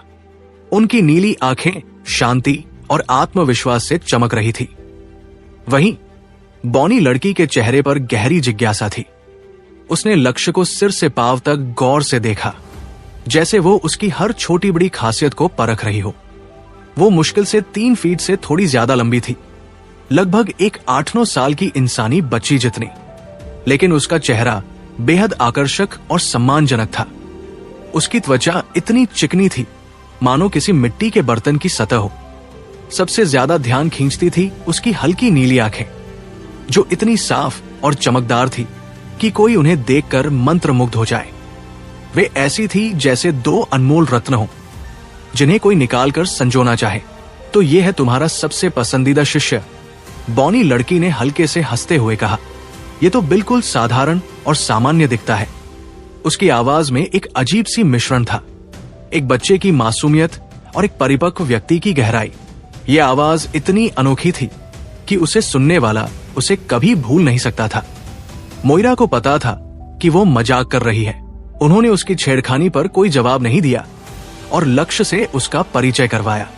लक्ष्य, ये एलन है उन्होंने कहा, याबा जाति की लेडी फॉर्चूना।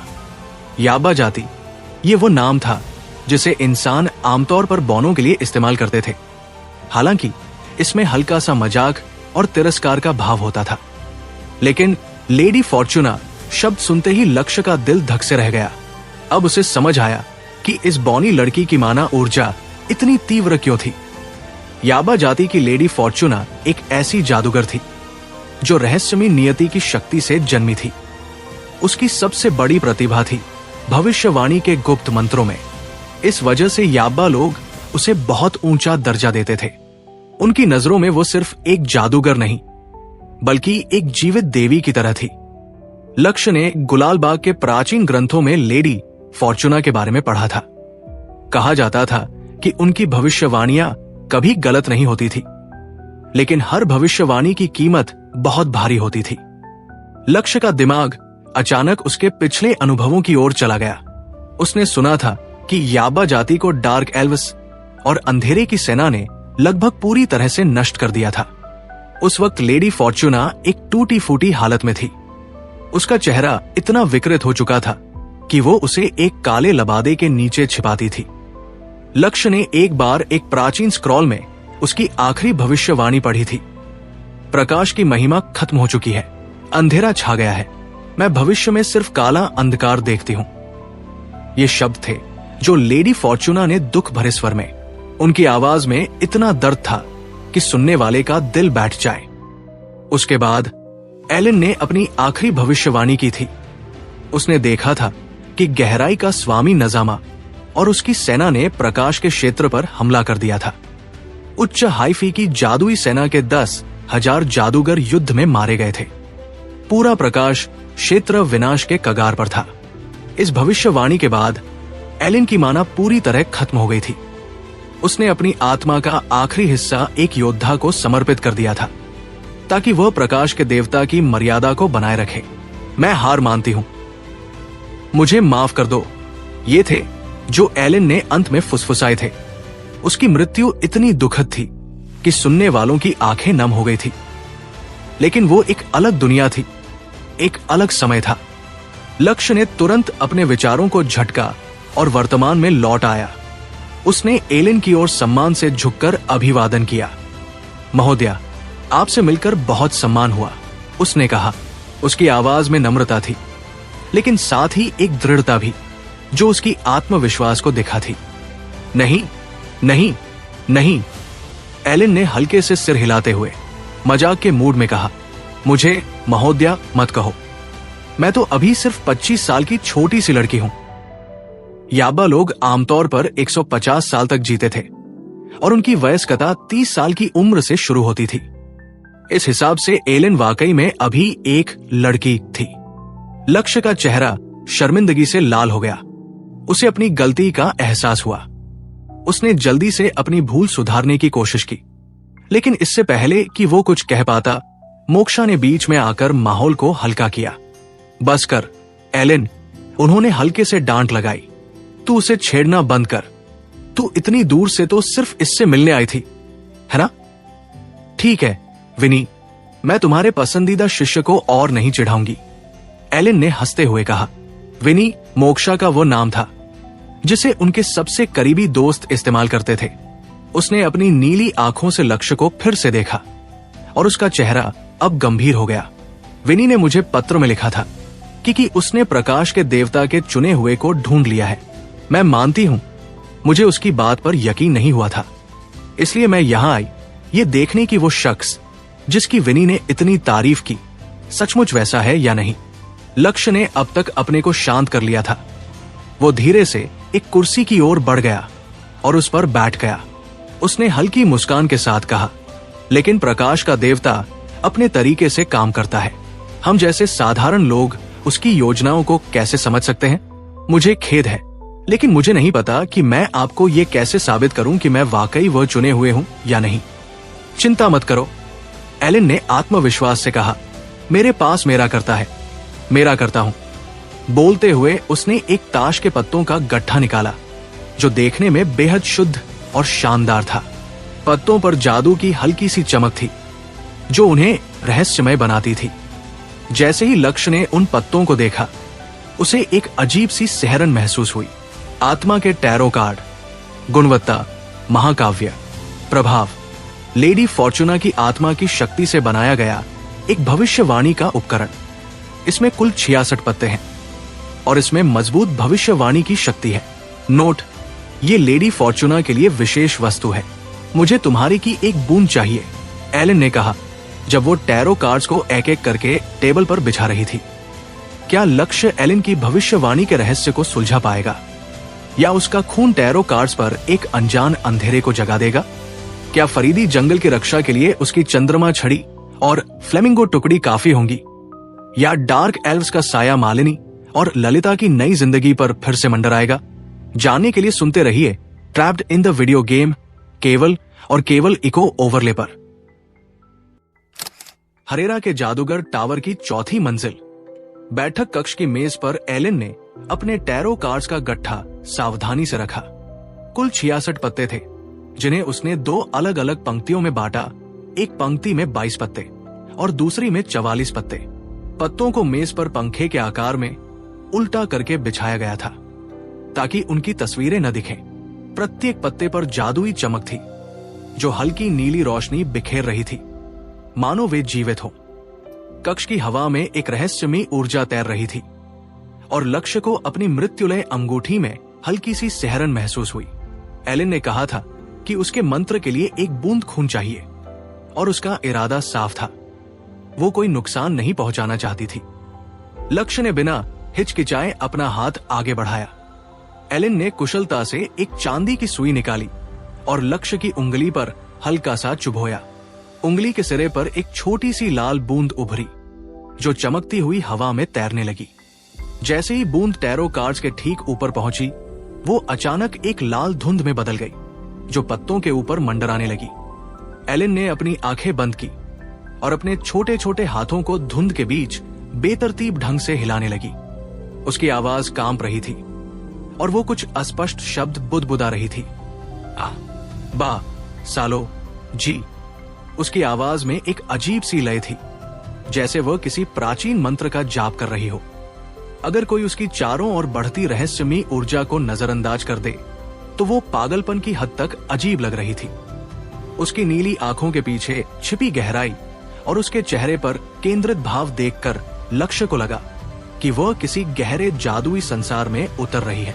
लगभग आधे मिनट बाद टैरो कार्ड्स के ऊपर मंडरा रही लाल धुंध अचानक जीवित हो उठी। वो 2 हिस्सों में बंट गई और प्रत्येक हिस्सा अलग अलग पंक्ति की ओर तेजी से बढ़ा, जैसे उसे कोई अदृश्य शक्ति खींच रही हो।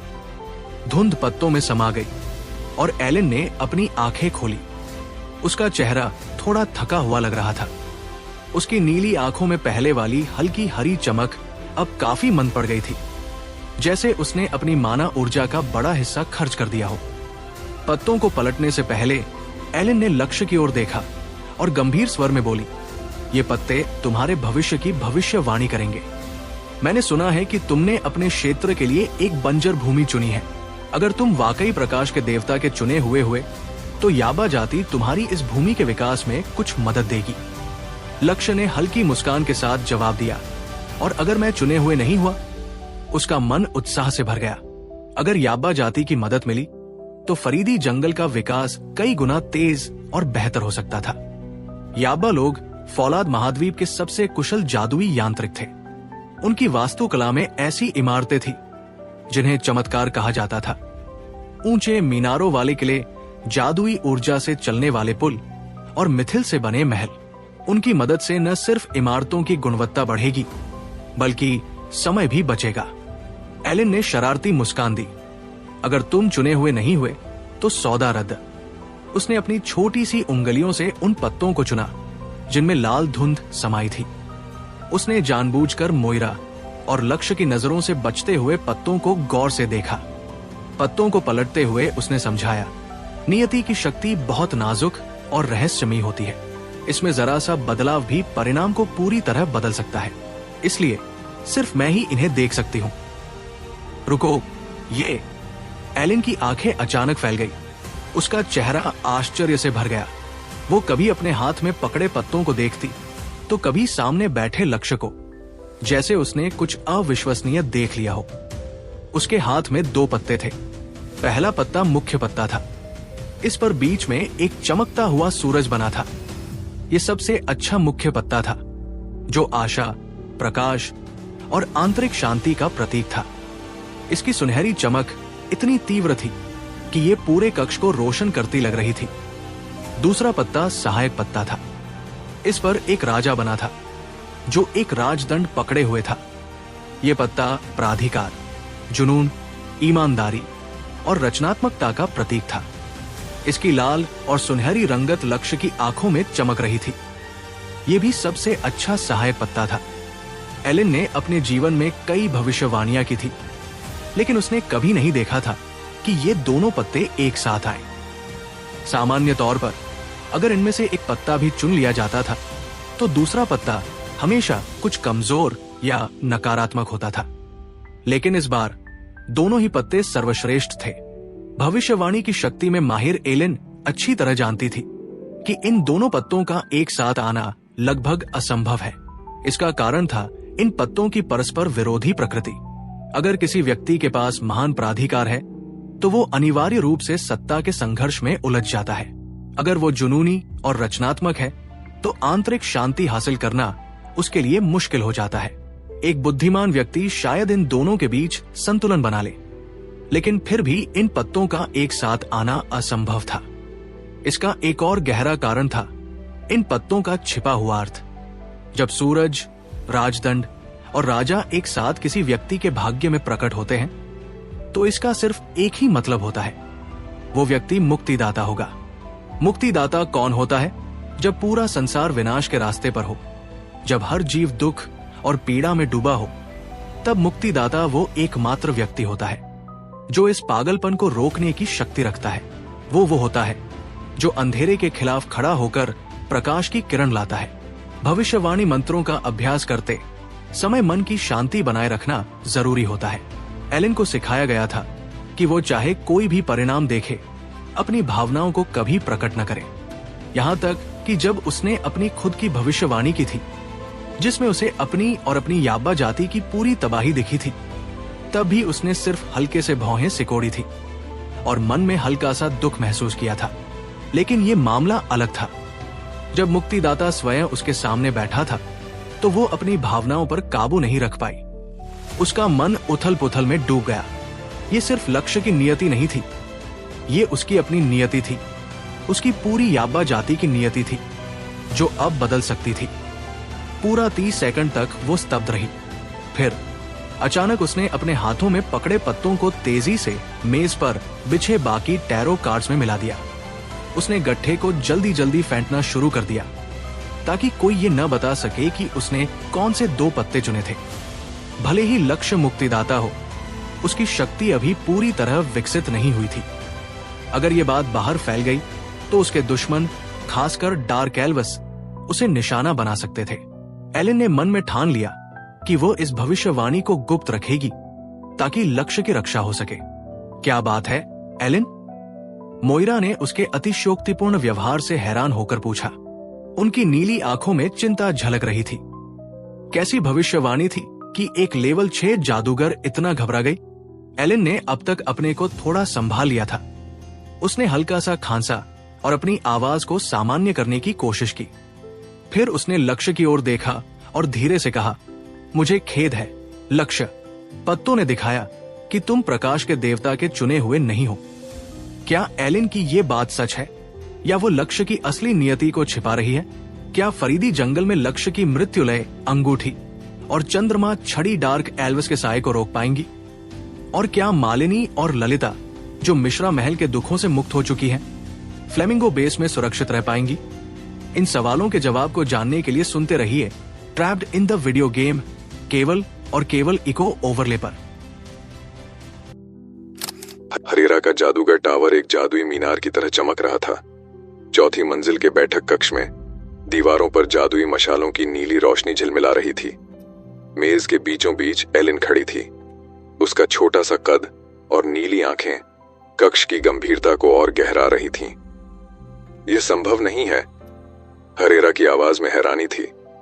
उन्होंने लक्ष्य की आत्मा में प्रकाश के देवता की चमक देखी थी, एक ऐसी चमक जो सिर्फ किसी खास शख्स में होती है। उनकी नीली आंखें संदेह से भर उठीं। एलिन, क्या तुमसे कोई भूल हो सकती है? उन्होंने धीरे से पूछा, जैसे कोई अनमोल रहस्य टटोल रही हो। एलिन का चेहरा पल में लाल हो गया। मेरे भविष्यवाणी जादू का अपमान मत करो, वह चिल्लाई। उसकी आवाज इतनी तेज थी कि कक्ष की हवा थर्रा उठी। यह कभी गलत नहीं होता। उसकी नीली आंखें आग उगल रही थीं और छोटी सी कद काठी के बावजूद उसकी मौजूदगी एक तूफान सी लग रही थी। उसने अपने टैरो कार्ड्स के गट्ठे को कसकर पकड़ा, जैसे कोई अपनी इज्जत की हिफाजत कर रहा हो।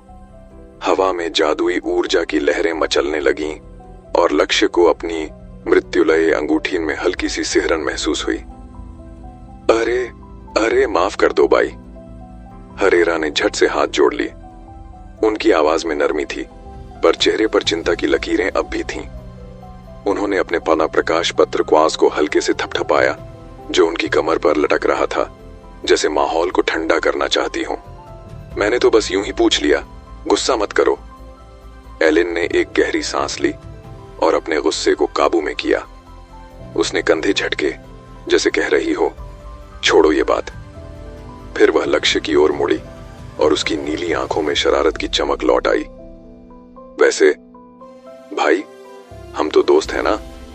अगर तू पैसे देने को तैयार है तो डील पक्की हो सकती है।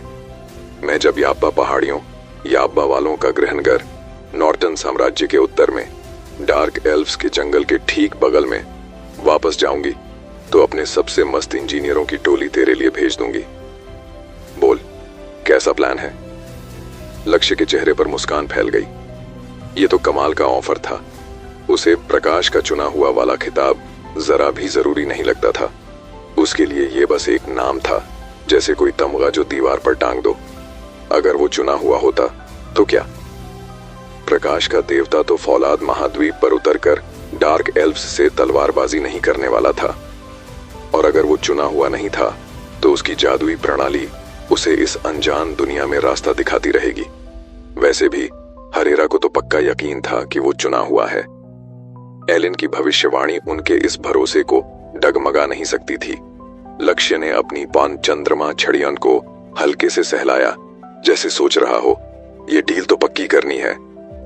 एलिन का फरीदी जंगल के लिए इंजीनियर भेजने का ऑफर सुनकर लक्ष्य का दिल नाच उठा। उसने जोर से सिर हिलाया और बोला, पैसे का टेंशन मत ले भाई, मैं अपनी जादुई कारीगरी से सारा खर्चा निकाल लूंगा। उसकी आवाज में गजब का कॉन्फिडेंस था और उसकी आंखें चमक रही थीं, जैसे फरीदी जंगल को वो एक दिन सोने का शहर बना देगा। हरेरा ने भी मुस्कुराते हुए सिर हिलाया। लक्ष्य की जादुई कारीगरी का कोई जवाब नहीं। इसकी स्पीड तो जैसे जादू और डिजाइन इतने शानदार कि हर कोई दंग रह जाता है। ये इस कला का उस्ताद है। उनकी आवाज में गर्व था, जैसे वो अपने शागिर्द की तारीफ में आसमान छूना चाहती हों। उन्होंने अपने प्रकाश पत्र को फिर से थपथपाया, जैसे लक्ष्य की मेहनत का हर लम्हा उनके सामने हो। एलिन को लक्ष्य की काबिलियत पर जरा भी शक नहीं था। उसने फट से सिर हिलाया और बोली, बस फिर तो बात पक्की।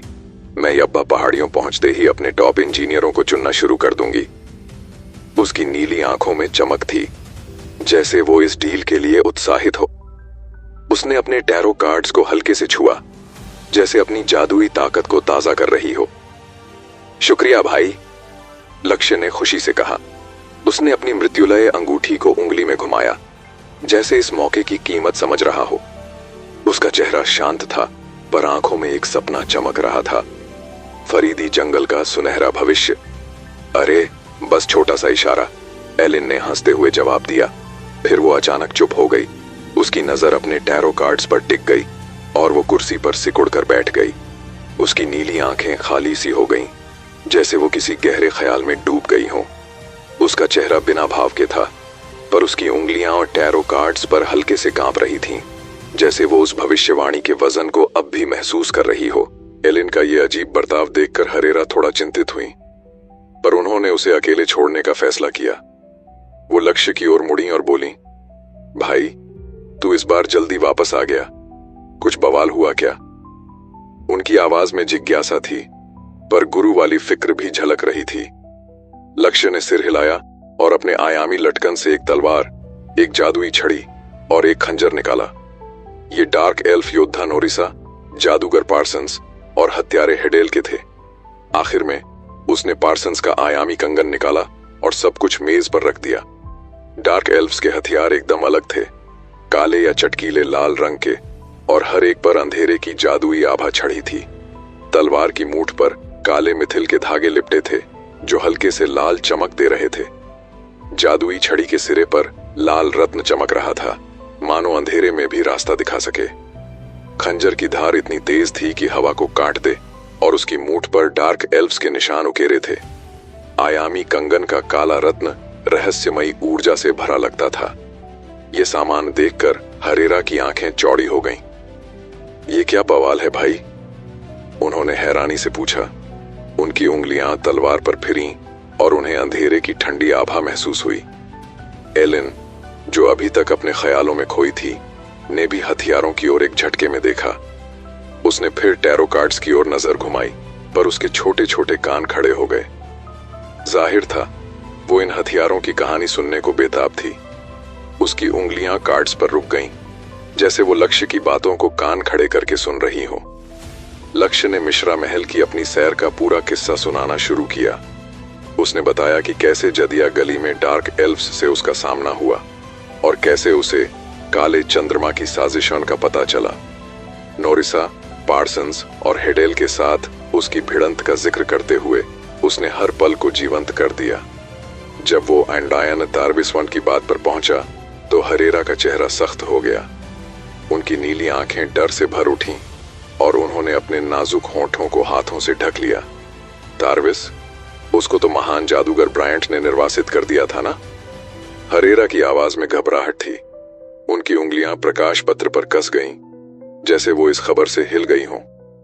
लक्ष्य अब खुद हैरान था। उसे जो इतिहास पता था वो इस वक्त की कहानी से अलग था। उसके अनुभव में ताराविस को सिर्फ पूर्वी तट उच्च जादुई विद्यालय के किसी गुप्त कोने में सील किया गया था। क्या इस समय रेखा में उसे सचमुच निर्वासित कर दिया गया था? ये तो दो अलग अलग खेल थे। उसने अपनी चंद्रमा छड़ी को और जोर से पकड़ा, जैसे इस पहेली को सुलझाना चाहता हो, पर उसे जल्दी समझ आ गया। ये बात 100 साल से भी पुरानी थी। इतने सालों में कहानियां बदल जाती हैं, और हरेरा को विद्यालय के गुप्त रहस्यों की पूरी जानकारी नहीं थी। लक्ष्य ने कहा, क्यों ना हम ये खबर डीन अंथोनी तक पहुंचा दें? हाँ, ये तो करना ही पड़ेगा। मैं अभी जाती हूं। हरेरा के चेहरे पर घबराहट थी। तारविस कोई मामूली शैतान नहीं, एक पौराणिक दानव था। अगर डार्क एल्व्स उसे आजाद कर लेते तो ये पूरा जादुई विद्यालय तबाह हो सकता था। उन्होंने झट से मेज पर रखे डार्क एल्व्स के हथियार समेटे और बाहर की ओर भागी। रुककर उन्होंने एलिन की ओर देखा और बोली, एलिन, सॉरी यार, मुझे एक जरूरी काम निपटाना है। तेरा साथ नहीं दे पाऊंगी अब। एलिन ने हल्के से मुस्कुराया। उसने अपने टैरो कार्ड्स को बड़े प्यार से समेटा और कुर्सी से छलांग लगाकर नीचे उतरी। कोई बात नहीं, तू अपने काम निपटा। मुझे भी अब पहाड़ियों लौटना है। लक्ष्य को जल्दी ही मेरे इंजीनियर चाहिए होंगे। लक्ष्य मुझे छोड़ आएगा ना? बिल्कुल। लक्ष्य? हरेरा ने लक्ष्य की ओर देखा। हाँ गुरु, लक्ष्य ने अदब से जवाब दिया। वो उठा और एलिन को कक्ष से बाहर ले गया। हरेरा उनके पीछे थी। पहली मंजिल पर पहुंचते ही लक्ष्य की नजर वर्तर पर पड़ी। वो बार पर बैठा जीवंत बुलबुले का प्याला गटक रहा था और ऐसा लग रहा था जैसे उसे टावर का माहौल बड़ा मजेदार लग रहा हो। उसकी जेब से मिथिल का हार झांक रहा था। शायद लक्ष्य के साथ कोई सौदा करने की उम्मीद में लाया था। लक्ष्य ने उसे इग्नोर किया और दरवाजे की ओर बढ़ गया। टावर से बाहर निकलते ही हरेरा स्वर्गीय कांटान की ओर तेजी से बढ़ गईं, जहां डीन अंथोनी का दफ्तर था। लक्ष्य और एलिन उस रास्ते पर चल पड़े जो गृहयकों की रेलिंग तक जाता था। गुलालबाग की गलियां चांदनी में नहाई थीं और हवा में जादू की हल्की सी खुशबू थी। एलिन ने अपनी शरारती अदा फिर से पकड़ ली। उसने लक्ष्य को चिढ़ाते हुए कहा, भाई, सुना है फरीदी जंगल तो एकदम सूना है, ना वहां पेड़ पौधे ना पानी, और ऊपर से हर तरह के बदमाश वहां छिपे बैठे हैं। ऐसी जगह को बसाना तो बड़ा महंगा पड़ेगा, है ना? लक्ष्य ने हंसते हुए कंधे उचकाए। हाँ, ये तो सच्चाई है। उसकी आवाज में बेफिक्री थी, जैसे वो इन मुश्किलों से डरने वाला ना हो। तो मेरी मदद लोगे? एलिन ने घमंडी अंदाज में पूछा, जैसे वो लक्ष्य से 2 कदम आगे हो। मुझे लगता है मैं खुद ही कुछ जुगाड़ कर लूंगा। लक्ष्य ने हंसते हुए उसकी बात टाल दी। उसकी आंखों में चमक थी, जैसे वो पहले से ही फरीदी जंगल को चमकाने का प्लान बना चुका हो। एलिन ने मुंह फुलाया, तू तो बड़ा बोरिंग है यार। मैं तो तेरी सीनियर हूं। पहली मुलाकात में गिफ्ट देना तो बनता है। ये ले, इसे बेचकर शायद कुछ पैसे मिल जाए। उसने अपने हाथ में हल्की सी हरकत की और एक चमकता लाल धातु का टुकड़ा प्रकट हुआ, जिसके चारों ओर लाल धुंध मंडरा रही थी। ये टुकड़ा एक मुट्ठी जितना बड़ा था और सूरज की रोशनी में कभी कभी चमक उठता था। यह अग्नितारा थोरियम है। लक्ष्य की आंखें फटी रह गईं। क्या ये अग्नितारा थोरियम फरीदी जंगल को चमकाने का रास्ता खोलेगा, या डार्क एल्व्स की काले चंद्रमा साजिश का हिस्सा बन जाएगा? क्या एलिन का ये गिफ्ट कोई गहरा राज छिपा रहा है? इन सवालों के जवाब जानने के लिए सुनते रहिए trapped in the video game, केवल और केवल इको ओवरले पर, क्योंकि ये जादुई कहानी अब और भी ट्विस्ट लेने वाली है। Episode 229, Agnitara thorium. यह अग्नितारा थोरियम है। लक्ष्य की आंखें फटी रह गईं। उसके हाथों में चमकता हुआ लाल धातु का टुकड़ा था, जिसके चारों ओर लाल धुंध मंडरा रही थी। ये टुकड़ा एक बच्चे की मुट्ठी जितना बड़ा था और गुलाल बाग की चांदनी में कभी कभी चमक उठता था। लक्ष्य का दिल जोर जोर से धड़क रहा था। ये कोई मामूली धातु नहीं थी, ये था अग्नितारा थोरियम, फौलाद महाद्वीप का सबसे बेशकीमती जादुई खजाना। एलिन ने शरारती मुस्कान के साथ लक्ष्य को देखा। उसकी नीली आंखें चमक रही थीं, जैसे वो लक्ष्य के हैरान चेहरे का मजा ले रही हो। क्या हुआ भाई? बस इतना सा तोहफा है, ले ले, शर्माता क्यों है? उसकी आवाज में मस्ती थी, पर उसका लहजा कुछ गहरा राज छिपाए हुए था। लक्ष्य का दिमाग सुन्न पड़ गया। अग्नितारा थोरियम, ये तो वो धातु थी जो सिर्फ याब्बा पहाड़ियों के टाइबो ज्वालामुखी में मिलती थी। ना इसे कहीं और पाया जा सकता था, ना इसे बनाया जा सकता था।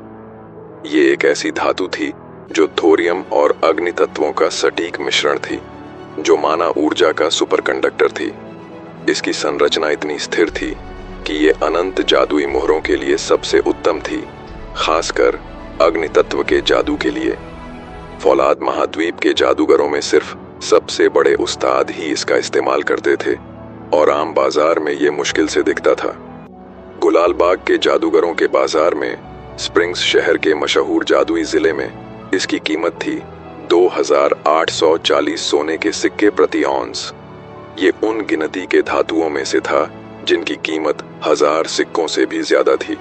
सिर्फ बड़े बड़े जादूगर ही इसे खरीद सकते थे, और वो भी सिर्फ खास मौकों पर। एलिन के हाथ में जो टुकड़ा था वो कम से कम 2 पाउंड का था। लक्ष्य ने मन में हिसाब लगाया, ये तो कम से कम 1 लाख सोने के सिक्कों का होगा। अबेल राजवंश की सालाना आय भी तो बस 1,30,000 सिक्के थी। इतना कीमती तोहफा। लक्ष्य का दिल बोला, ये तो कुछ ज्यादा ही हो गया। नहीं, मैं ये नहीं ले सकता, लक्ष्य ने धीरे से कहा। उसने अपनी चंद्रमा छड़ियन को कसकर पकड़ा, जैसे वो अपने फैसले पर अडिग हो। ये सिर्फ तोहफे की कीमत की बात नहीं थी। दुनिया में कुछ भी मुफ्त नहीं मिलता। अगर वो ये ले लेता तो उसे एलिन का कर्जदार बनना पड़ता, और शायद सारी जिंदगी उस कर्ज को चुकाना पड़ता। भले ही लक्ष्य को अग्नितारा थोरियम की कितनी ही जरूरत थी, वो इस बोझ को ढोना नहीं चाहता था। पर एलिन की प्रतिक्रिया ने लक्ष्य को चौंका दिया। अभी तक तो वो हंस खेल रही थी, पर जैसे ही लक्ष्य ने मना किया, उसका चेहरा बदल गया। उसने चुपके से अग्नितारा थोरियम को अपने थैले में वापस रखा, फिर लक्ष्य की आस्तीन खींची और अपनी नीली आंखों में आंसू भरकर ऊपर देखा। तुझे मेरा तोहफा क्यों नहीं चाहिए? उसने मुंह फुलाकर कहा। तू मुझे नापसंद करता है ना? लक्ष्य का मुंह खुला रह गया। अरे, ये क्या बात हुई? वो समझ ही नहीं पा रहा था कि इस छोटी सी याब्बा लड़की का मूड कैसे पलट गया। 1 मिनट पहले तो वो मस्ती कर रही थी, और अब ये ड्रामा। मैंने ऐसा तो नहीं कहा। उसने सफाई देने की कोशिश की। हाँ, तू ने यही कहा। एलिन की आवाज अब और तेज हो गई और वो जोर जोर से रोने लगी। वाह, मुझे पता है तू मुझे छोटी और कमजोर समझता है, इसलिए तुझे मैं पसंद नहीं। उसकी आवाज इतनी ऊंची थी कि गुलाल बाग की गलियों में गुजर रहे लोग रुक कर देखने लगे। कुछ जादूगरों ने तो अजीब नजरों से लक्ष्य और एलिन को घूरना शुरू कर दिया, जैसे कोई बड़ा तमाशा देख रहे हों। क्या इंसान और याप्पा का ऐसा रिश्ता हो सकता है? कुछ ने सोचा, पर साइज तो बिल्कुल गलत है। ये तो वही मशहूर लक्ष्य है ना, जो इन दिनों चर्चा में है। इसे याप्पा लड़की कैसे मिल गई? हाय, नैतिकता मर गई। एक पुराने ख्यालात वाले जादूगर ने मन में सोचा। भले ही इन जादूगरों ने कुछ कहा नहीं, उनकी नजरें सब बयान कर रही थीं। लक्ष्य ने कभी नहीं सोचा था कि वो ऐसी फजीहत में फंसेगा, वो भी एक लेवल 6 मास्टर जादूगर के साथ, और सिर्फ इसलिए कि उसने एक तोहफा ठुकरा दिया। वो ना तो वहां रुक सकता था, ना भाग सकता था। एलिन ने देखा कि उसका ड्रामा काम कर रहा है। उसने चुपके से मुस्कुराया और अपने आंसुओं को थाम लिया। फिर वो थोड़ा और आगे झुकी और बोली, तो अब लेगा मेरा तोहफा, वरना मैं और चिल्लाऊंगी और कल तक गुलाल बाग में तेरा नाम टॉप ट्रेंड करेगा। लक्ष्य ने अपना माथा मला, जैसे उसे सिर दर्द हो रहा हो। अच्छा, दे दे, उसने हार मानते हुए कहा। उसे हैरानी थी कि एलिन इतनी चालाकी से अपनी बात मनवाना जानती थी। लक्ष्य के मुंह से ये शब्द निकलते ही उसे अपने हाथ में कुछ गर्म महसूस हुआ। उसने देखा तो एलिन ने चुपके से उस अनमोल अग्नि तारा थोरियम को उसकी हथेली में सरका दिया था। धातु की गर्माहट ऐसी थी कि लक्ष्य को लगा जैसे वो कोई जलता हुआ कोयला पकड़ रहा हो। वो इसे फेंक देना चाहता था, पर फिर उसने एलिन का चेहरा देखा। उसकी नीली आंखों में अभी भी आंसू थे, पर अब वो इतनी मासूम लग रही थी कि लक्ष्य का दिल पिघल गया। भले ही उसे पता था कि एलिन ने नाटक किया था, फिर भी उसका छोटा सा चेहरा और कांपती नाक उसे सचमुच उदास लग रही थी। इस पल ने लक्ष्य को याप्पा जाति के दुखद इतिहास की याद दिला दी। उसे याद आया कि कैसे खेल में लेडी फॉर्च्यूना, यही एलिन ने अपनी आत्मा की आशीष दी थी। वो एक ऐसी नायिका थी जिसने अपनी जाति के लिए सब कुछ कुर्बान कर दिया था। लक्ष्य ने सोचा, एलिन एक भविष्यवक्ता है। उसने जरूर भविष्य में अपनी और अपनी जाति की तबाही देखी होगी। शायद वो इस तोहफे के जरिए मुझ में एक भरोसेमंद दोस्त ढूंढ रही है, पर उसने मुझे ही क्यों चुना? तभी लक्ष्य को एलिन की पहले वाली भविष्यवाणी याद आई, जब उसने टैरो कार्ड्स निकाले थे। उसका अजीब बर्ताव, उसकी चुप्पी, सब कुछ अब साफ हो रहा था। उस भविष्यवाणी में जरूर कुछ बड़ा था। शायद उसने देखा कि मैं प्रकाश का चुना हुआ हूं, पर उसने वो बात छिपाई ताकि नियति का रास्ता ना बिगड़े। सब कुछ जोड़ने के बाद एलिन का हर कदम अब लक्ष्य को समझ आ रहा था। उसने तुरंत इंजीनियर भेजने का वादा किया, उसे अकेले में ये कीमती तोहफा दिया, और भले ही उसने मुंह से लक्ष्य को चुना हुआ न माना, उसके काम उसका साथ दे रहे थे। लक्ष्य ने गहरी सांस ली।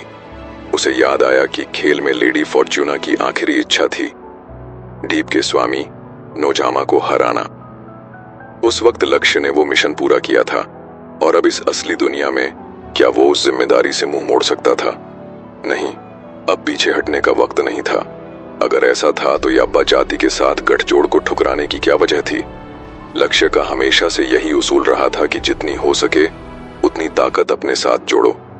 उसने मन ही मन फैसला कर लिया। वो शांत हो गया और उसके दिमाग का सारा कोहरा छट गया। उसने गर्म अग्नितारा थोरियम को अपने आयामी लटकन में रखा। उसका मूड अब सामान्य हो गया था और उसने हल्के से मुस्कुराते हुए एलिन के सिर पर हाथ फेरा। टेंशन मत ले, उसने कहा, मैं कभी नहीं भूलूंगा कि तूने आज मेरी कितनी मदद की। एलिन ने चौंक कर लक्ष्य की ओर देखा। उसने लक्ष्य के हाव भाव में बदलाव महसूस किया।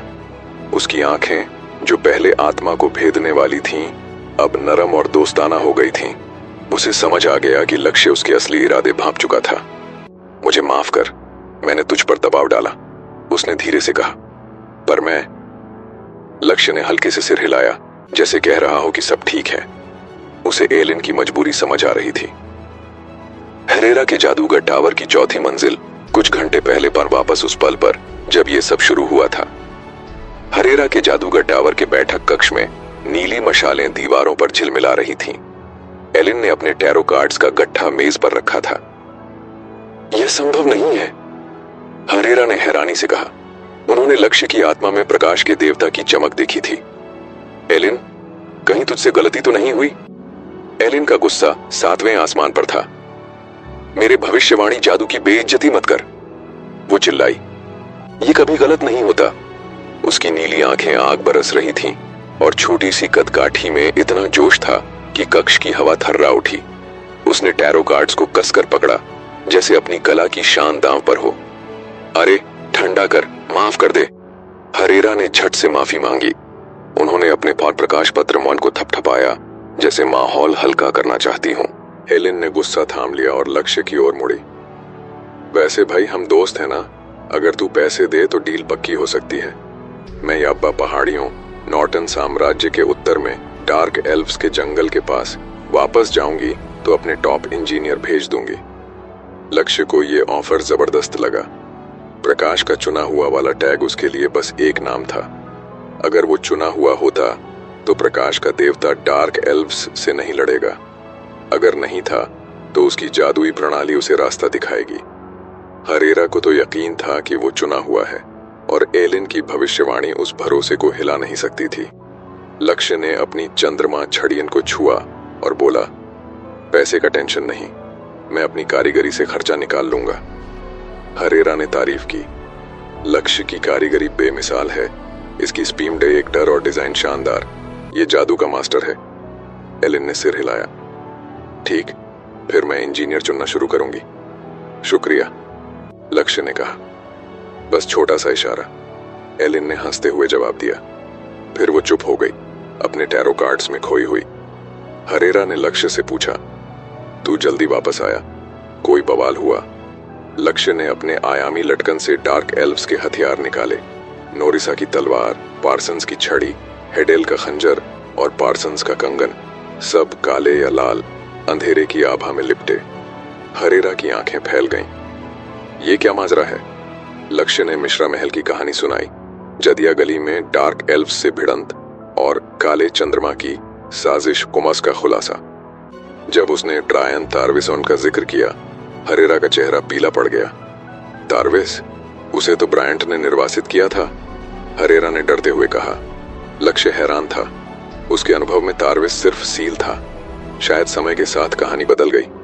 उसने कहा, डीन एंथोनी को बताते हैं। हाँ, अभी।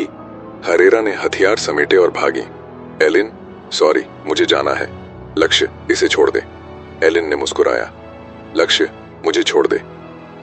पहली मंजिल पर वाटर बार पर बैठा था, जीवंत बुलबुले पीते हुए। लक्ष्य ने उसे इग्नोर किया और एलिन के साथ गृहकों की रेलिंग की ओर चला। क्या अग्नितारा थोरियम लक्ष्य को फरीदी जंगल का बादशाह बनाएगा या काले चंद्रमा की साजिश का शिकार? क्या एलिन का ये तोहफा तारविस के अंधेरे को रोकेगा? इन सवालों के जवाब जानने के लिए सुनते रहिए trapped in the video game, केवल इको ओवरले पर, क्योंकि ये जादुई कहानी अब और बवाल मचाने वाली है। एपिसोड 230, यब्बा का विश्वास। हाँ, अभी। हरेरा ने डार्क एल्व्स के हथियारों को जल्दी से समेटा और स्वर्गीय कांटे की ओर भागी। उनकी आवाज में घबराहट थी, जैसे वो डीन एंथोनी को डायन तारविस की खबर देने के लिए बेताब हों। रुककर उन्होंने एलिन की ओर देखा और माफी भरे लहजे में बोली, एलिन, सॉरी, मुझे जाना है। लक्ष्य, इसे छोड़ दे। एलिन ने हल्के से मुस्कुराया। उसकी नीली आंखों में शरारत थी, पर एक गहरी उदासी भी। लक्ष्य, मुझे छोड़ दे, उसने कहा, जैसे वो सिर्फ रेलिंग तक की बात नहीं बल्कि कुछ बड़ा कह रही हो। लक्ष्य ने सिर हिलाया और एलिन के साथ टावर की पहली मंजिल की ओर चल पड़ा। वहां बार पर वर्तार बैठा था, जीवंत बुलबुले का प्याला लिए, बड़े मजे में। उसकी जेब से मिथिल का हार झांक रहा था, शायद लक्ष्य के साथ सौदा करने की उम्मीद में। लक्ष्य ने उसे इग्नोर किया और एलिन के साथ गृहकों की रेलिंग की ओर बढ़ गया। गुलालबाग की गलियां चांदनी से नहाई थीं। हवा में जादुई ऊर्जा की हल्की सी खुशबू थी। लक्ष्य और एलिन चुपचाप चल रहे थे, पर उनके बीच एक अनकहा रिश्ता बन रहा था। एलिन की छोटी सी कद काठी और नीली आंखें गुलाल बाग की रात में किसी जादुई चित्र की तरह चमक रही थीं। लक्ष्य ने अपनी चंद्रमा छड़ी को हल्के से छुआ, जैसे वो इस पल की गहराई को महसूस कर रहा हो। जब वो गृहियकों की रेलिंग पर पहुंचे, एलिन ने गहरी सांस ली। उसके मन में वो भयानक भविष्यवाणी थी जो उसने याब्बा जाति के लिए देखी थी। उसने अपने सारे जज्बात दबा रखे थे, क्योंकि उसे पता था कि वो भविष्य देख सकती है, पर उसे बदलने की ताकत नहीं। उसने नियति को स्वीकार कर लिया था, पर अब जब उसे लक्ष्य मिला था, वो मुक्तिदाता जो दुनिया को अनंत अंधेरे से बचा सकता था, उसके दिल में फिर से उम्मीद जाग उठी। कुछ देर पहले जब उसने लक्ष्य को अग्नि तारा थोरियम वुन का तोहफा देने के लिए गलियों में नाटक किया था, वो सिर्फ एक चाल नहीं थी, वो उसके दबे हुए जज्बातों का विस्फोट था। सच कहें तो एलिन खुद अपने उस पागलपन भरे बर्ताव से हैरान थी। उसने कभी नहीं सोचा था कि वो इतना ड्रामा कर सकती है, पर जब उसने लक्ष्य की आंखों में वो चमक देखी, प्रकाश के चुने हुए की चमक, तो उसे यकीन हो गया कि वो सही राह पर है। तूने देखा है ना? लक्ष्य ने धीरे से फुसफुसाया। उसकी आवाज में अब एलिन के लिए कोई गुस्सा नहीं था। उसने अपनी मृत्युलय अंगूठी को उंगली में घुमाया, जैसे वो एलिन की मजबूरी समझ रहा हो। अगर वो उसकी जगह होता तो शायद अपनी जाति को बचाने के लिए उससे 100 गुना ज्यादा पागलपन करता। एलिन के शरीर में एक पल के लिए सिहरन दौड़ गई। लक्ष्य के सवाल ने उसे चौंका दिया, पर जल्दी ही उसने जवाब देने के लिए शब्द ढूंढ लिए। क्या तू हमें बचा लेगा? उसने कांपती आवाज में पूछा। उसकी नीली आंखें उम्मीद से चमक रही थीं। मैं अपनी पूरी ताकत लगा दूंगा, लक्ष्य ने जवाब दिया। याब्बा लोग नेक हैं, प्रकाश का क्षेत्र तुम्हारे बिना अधूरा है। उसकी आवाज में अटल विश्वास था, जैसे वो ये वादा अपनी आत्मा से कर रहा हो। लक्ष्य और एलिन की ये बातचीत किसी बाहरी इंसान के लिए पूरी तरह रहस्यमयी होती, पर ये दो ऐसे लोग थे जिनमें से एक ने भविष्य देखा था और दूसरा उस भविष्य को जी चुका था। उनकी आत्माएं इतनी ताकतवर थीं कि उन्हें ज्यादा शब्दों की जरूरत नहीं थी। उनकी बातचीत का बड़ा हिस्सा उनकी नजरों, चेहरों के भाव और आवाज की लहजे में था, जो शब्दों से कहीं ज्यादा सच्चा और गहरा था। इसलिए बिना ज्यादा कुछ कहे दोनों एक दूसरे के दिल की बात समझ चुके थे। वो अपने इरादे जाहिर नहीं कर रहे थे, पर दोनों को पता था कि एक दूसरे का मतलब क्या है। इन कुछ छोटी छोटी बातों ने उनके बीच एक मजबूत गठजोड़ की नींव रख दी थी। अब एलिन अपने पुराने अंदाज में लौट आई थी। उसने थोड़ी शर्मिंदगी के साथ अपने आंसू पोंछे और लक्ष्य के पीछे पीछे गृहियकों की रेलिंग तक चली। उसने गृहियक की पीठ पर कदम रखा। लक्ष्य, उसने ठीक उसी वक्त पुकारा जब गृहियक उड़ान भरने वाला था। सूरज जल्दी ही क्षितिज के नीचे डूब जाएगा और आसमान की रोशनी बस एक बात की चमक है, पर सूरज फिर से उगेगा, लक्ष्य ने जवाब दिया। उसकी आवाज में उम्मीद की गर्माहट थी। लक्ष्य की बात सुनकर एलिन के छोटे से चेहरे पर मुस्कान फैल गई। उसकी क्रिस्टल जैसी नीली आंखें फिर से जिंदगी की चमक से भर उठीं। उसकी होंठ मुस्कुरा रहे थे, पर चेहरे पर आंसुओं के निशान अभी भी थे। उस पल में वो किसी जादुई चित्र से निकली लग रही थी। फिर गृहियक ने उड़ान भरी और आसमान में दूर उत्तर की ओर चला गया। लक्ष्य वहां खड़ा रहा, गृहियक को देखता रहा, जब तक वो आसमान में एक छोटा सा काला बिंदु न बन गया। तब जाकर वो मुड़ा और हरेरा के जादूगर टावर की ओर चल पड़ा। उसके आयामी लटकन में अब एक बेशकीमती चीज थी, अग्नि तारा थोरियमन का वो टुकड़ा जो फरीदी जंगल में उसकी जागीर बनाने की सारी आर्थिक रुकावटों को एक झटके में तोड़ सकता था। पर एक जादुई कारीगर के तौर पर क्या वो इतनी अनमोल धातु को किसी जादुई हथियार में इस्तेमाल कर उसे बेच देगा? कतई नहीं।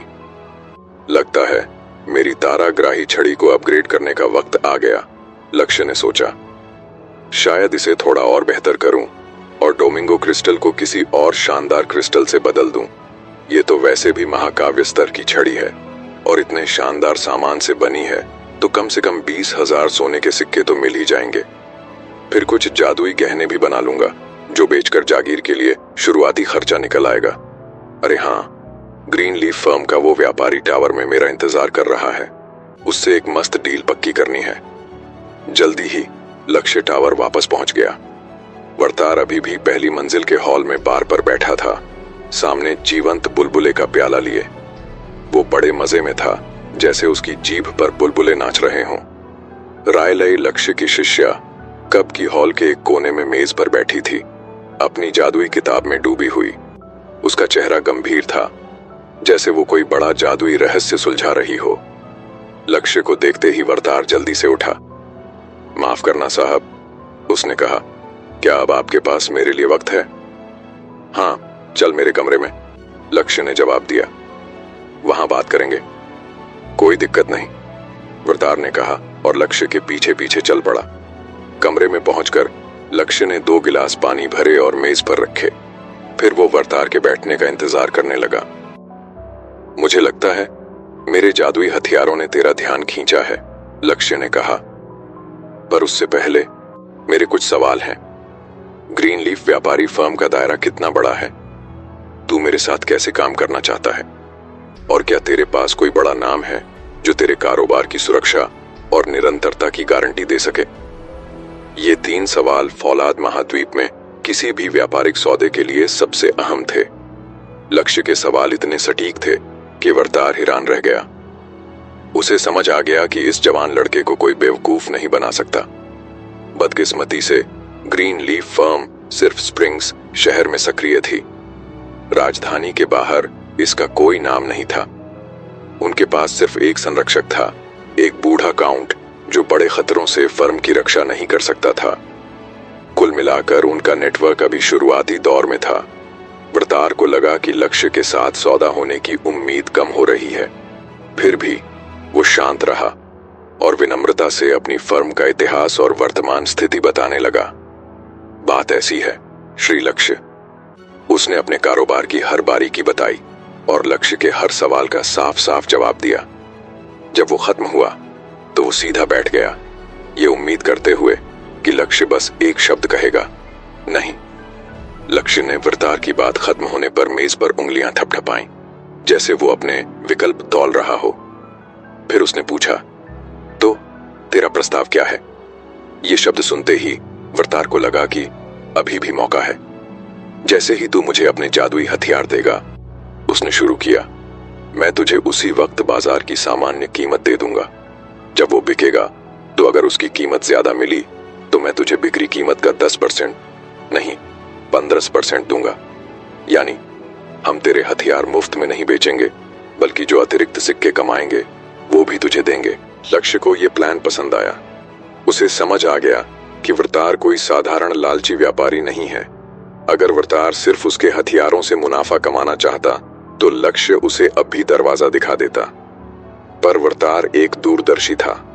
वो लक्ष्य के जादुई हथियारों से अपनी फर्म की साख बनाना चाहता था, अपने कारोबार को फैलाना चाहता था और इसके लिए वो लक्ष्य को अच्छी कीमत देने को भी तैयार था।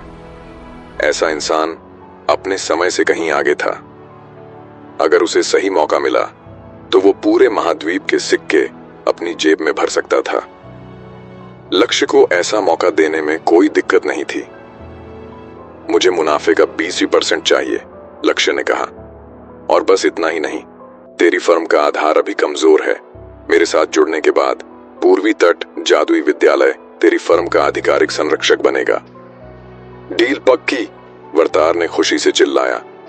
क्या लक्ष्य और वरदार की ये डील फरीदी जंगल को चमकाने का रास्ता खोलेगी या काले चंद्रमा की साजिश इसे अंधेरे में डुबो देगी? क्या अग्नितारा थोरियम लक्ष्य को डीप के स्वामी नोजामा के खिलाफ ताकत देगा? इन सवालों के जवाब पूर्ण जानने के लिए सुनते रहिए trapped in the video game, केवल और केवल इको ओवरले पर। क्यों कि ये जादुई कहानी अब और भी बवाल मचाने वाली है।